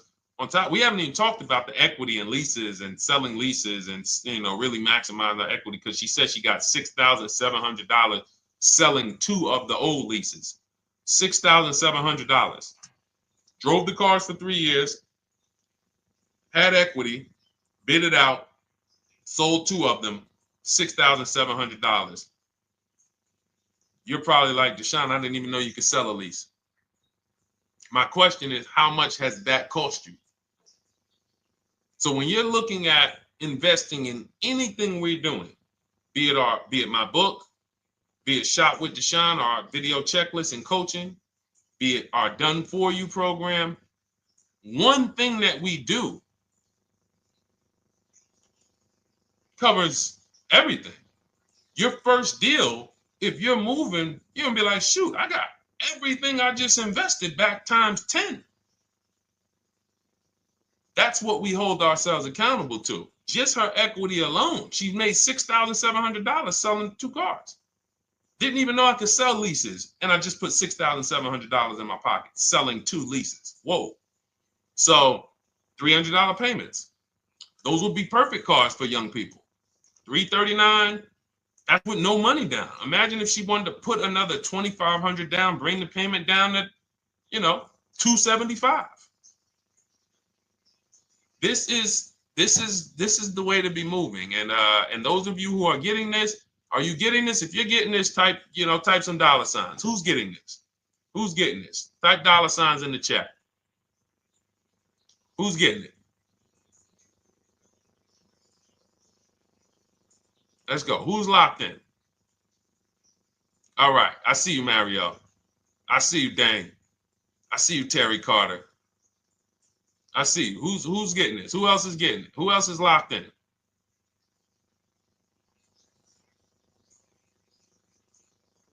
A lot of y'all on here. Listen. I see you, DJ and Nice. I see you, Arms Reach. And I can tell the people that's locked in because they be like, all right, Deshone, you said you're here for 90 minutes. I know we got about 3 minutes left. I mean, I'm hanging for this whole thing. I don't want to miss anything. Shout out to the people that are locked in. All right. Go ahead, Dolan. Should the out-the-door price include your trade? First of all, that's a curse word. All right, we're going to go back to that because I got out of saying that for a while. We do not trade cars. So you probably just popped in maybe about 30 minutes ago on the stream. We were talking about the 3 pillars of great car deals: who you buy your car from, who you sell your car to, who you get your loan from. You in order to get a great deal, a below market deal, you must get a great deal from each one, which means you bid out each one. I bid out, got multiple offers for who I was going to buy my car from. I got multiple offers for who I was going to get my loan from. I got multiple offers for who I was going to sell my car to. I bid out everything, therefore I got my great deal. If you bid out this, but you don't bid out this, and somebody you get an interest rate of 7.1 when you could have got an interest rate of 5.2, you lost $2,000. Depending on the cost of your loan, how much you're financing, you lost $2,000. Yeah, you did a bid on who you bought the car from, or you didn't bid out your trade, therefore you didn't find the highest bidder. You traded your car for 14. Another bidder would have paid you 18. You lost $4,000. So you got to bid out everything. That's why we do not trade. The only people that have to trade are people with a lot of negative equity who can't pay off the difference. And that's why I am the reason for negative equity is not understanding leasing. You buy your cars, take out loans, switch the car. Negative equity. It's literally the reason for negative equity is I should have leased, but I didn't. Now I have negative equity because I'm replacing this car with a loan still on it. So out the door price will not include your other car. And if I was trading a car, then yes, the out the door price would include the trade. But because we do not trade cars, our out the door prices don't include the trade. Let me show you an example of what our out the door prices look like. So these are some spreadsheets for our Done For You program where we shop for clients. You can see here, this is we shop for a Subaru for this particular client. In this case, look, and you can see the MSRPs for this car is an inexpensive car, $27,000, $26,000. Look at the out the door prices, 29, 30, 30, 29, 29. These are all out the door prices with the taxes and fees. So you can see these dealers are giving either no discount or a little discount. 27 out the door price is 30,000. But look at the winner. Look at the winner. This particular dealer won the bid at this particular time They're not going to win the bid all the time. In this particular case, they needed the unit. $27,900 is the MSRP. Out the door price is $27,463. The out the door price is lower than the MSRP. How? Because they took off almost $4,000 in discounts. Almost $4,000 in discount. So every time you shop for your used cars or new cars, this is how you should be shopping. If you're not leasing, this is how you should be shopping. I'm getting multiple offers, out the door prices, comparing who gave me the best offer. Who gave me the best offer? Oh, look, Daniel Thompson said, D, I'm bidding out to sell my car and got a $4,000 swing from the lowest to the highest bid. This is the people who you listen. If I can bring them on and have them talk, they would be talking to y'all about how different this is. I didn't bring you here on a Tuesday afternoon, or you're not watching this. If you're watching the replay later on Tuesday, or maybe, Wednesday morning, we go live at 12 noon, Monday through Thursday. So we replay the show just for everyone who missed it. You can send all your friends, family, go to Deshone the Auto Advisor's pages, watch the replay from today's show. But they know this is, I didn't bring you here to talk to you about hundreds of dollars. We are talking thousands of dollars at all times. There is never anything that we talk about that is hundreds. Let someone else talk to you about how you can save a couple hundred more per month. We might be talking about hundreds per month. That might be the only time we're talking about hundreds, $200 per month. But other than that, which equals thousands. We're not here to figure out how we're going to save $50 this month. No, this is big, huge money. So thank you, Daniel. Thank you for tapping in with that information. So, all right, listen, guys. Everything we teach is in a step-by-step format, because when it's not step-by-step, you'll get overwhelmed. When it's step-by-step, you can challenge yourself to stay right on this step, check it off, move to the next step. Check it off, move to the next step. Step 7 in our Cars from Home process is delivery. Step 6 is paperwork. Step 1 is the most important question, which is the 8-year rule. It's literally called the most important question. 8-year rule. How many years are you keeping the next car? Step 2 is the equity assessment. That's why you heard Wendell in his book testimonial. He said, I just completed the equity assessment and we got 30% more than the book value. Bidding it out. He said, I'm about to move to the next step. So everything we teach is step. Step 3 is deal structure, where we budget and we see, all right, how much car can we afford? What does a good deal look like? Step 4, we go shopping, which is choosing what we want. Shopping, looking, doing. We're not buying it. We're shopping the market. We're test driving. We are literally choosing what we want. Shopping, enjoying shopping. Step 5 is multiple offers. That's when we're in talking to dealers online, getting offers, getting bids.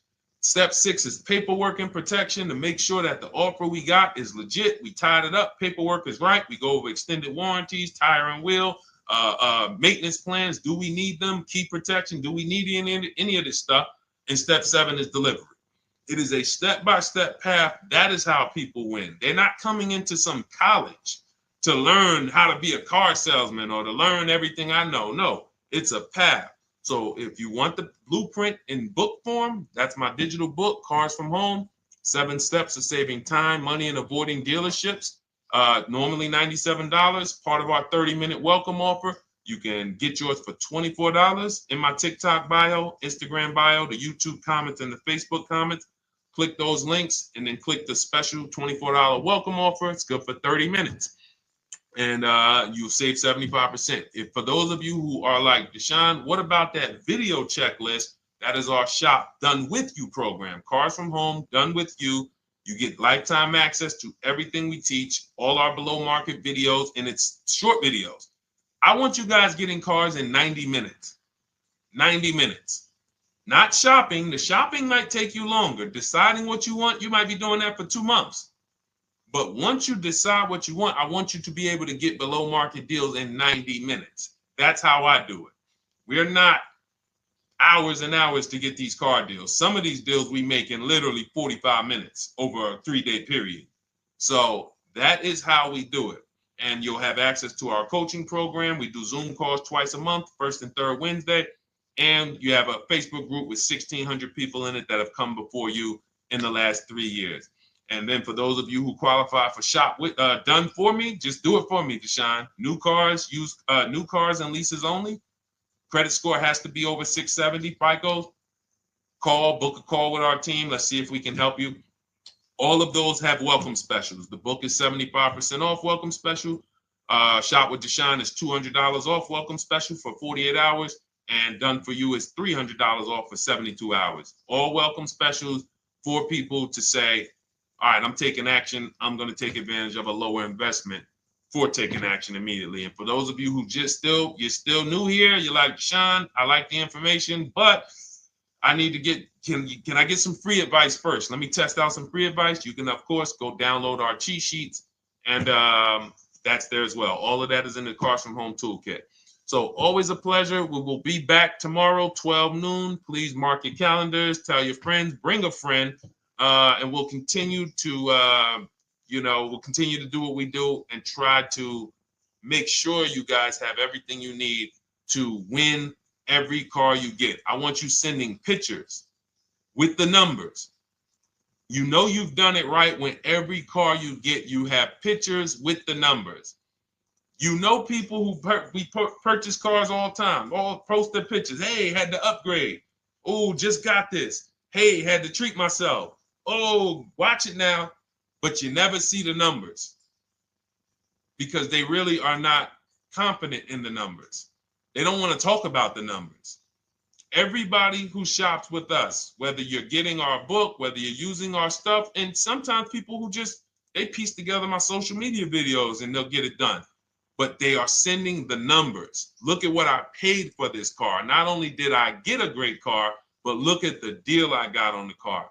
That's when you know, all right, you understand this thing. All right, have a great day, y'all. See you tomorrow. And if you couldn't make the whole broadcast, feel free to watch the replay. We'll be replaying it throughout the day until tomorrow's show. All right, have a great day, y'all. Thank you. God bless you.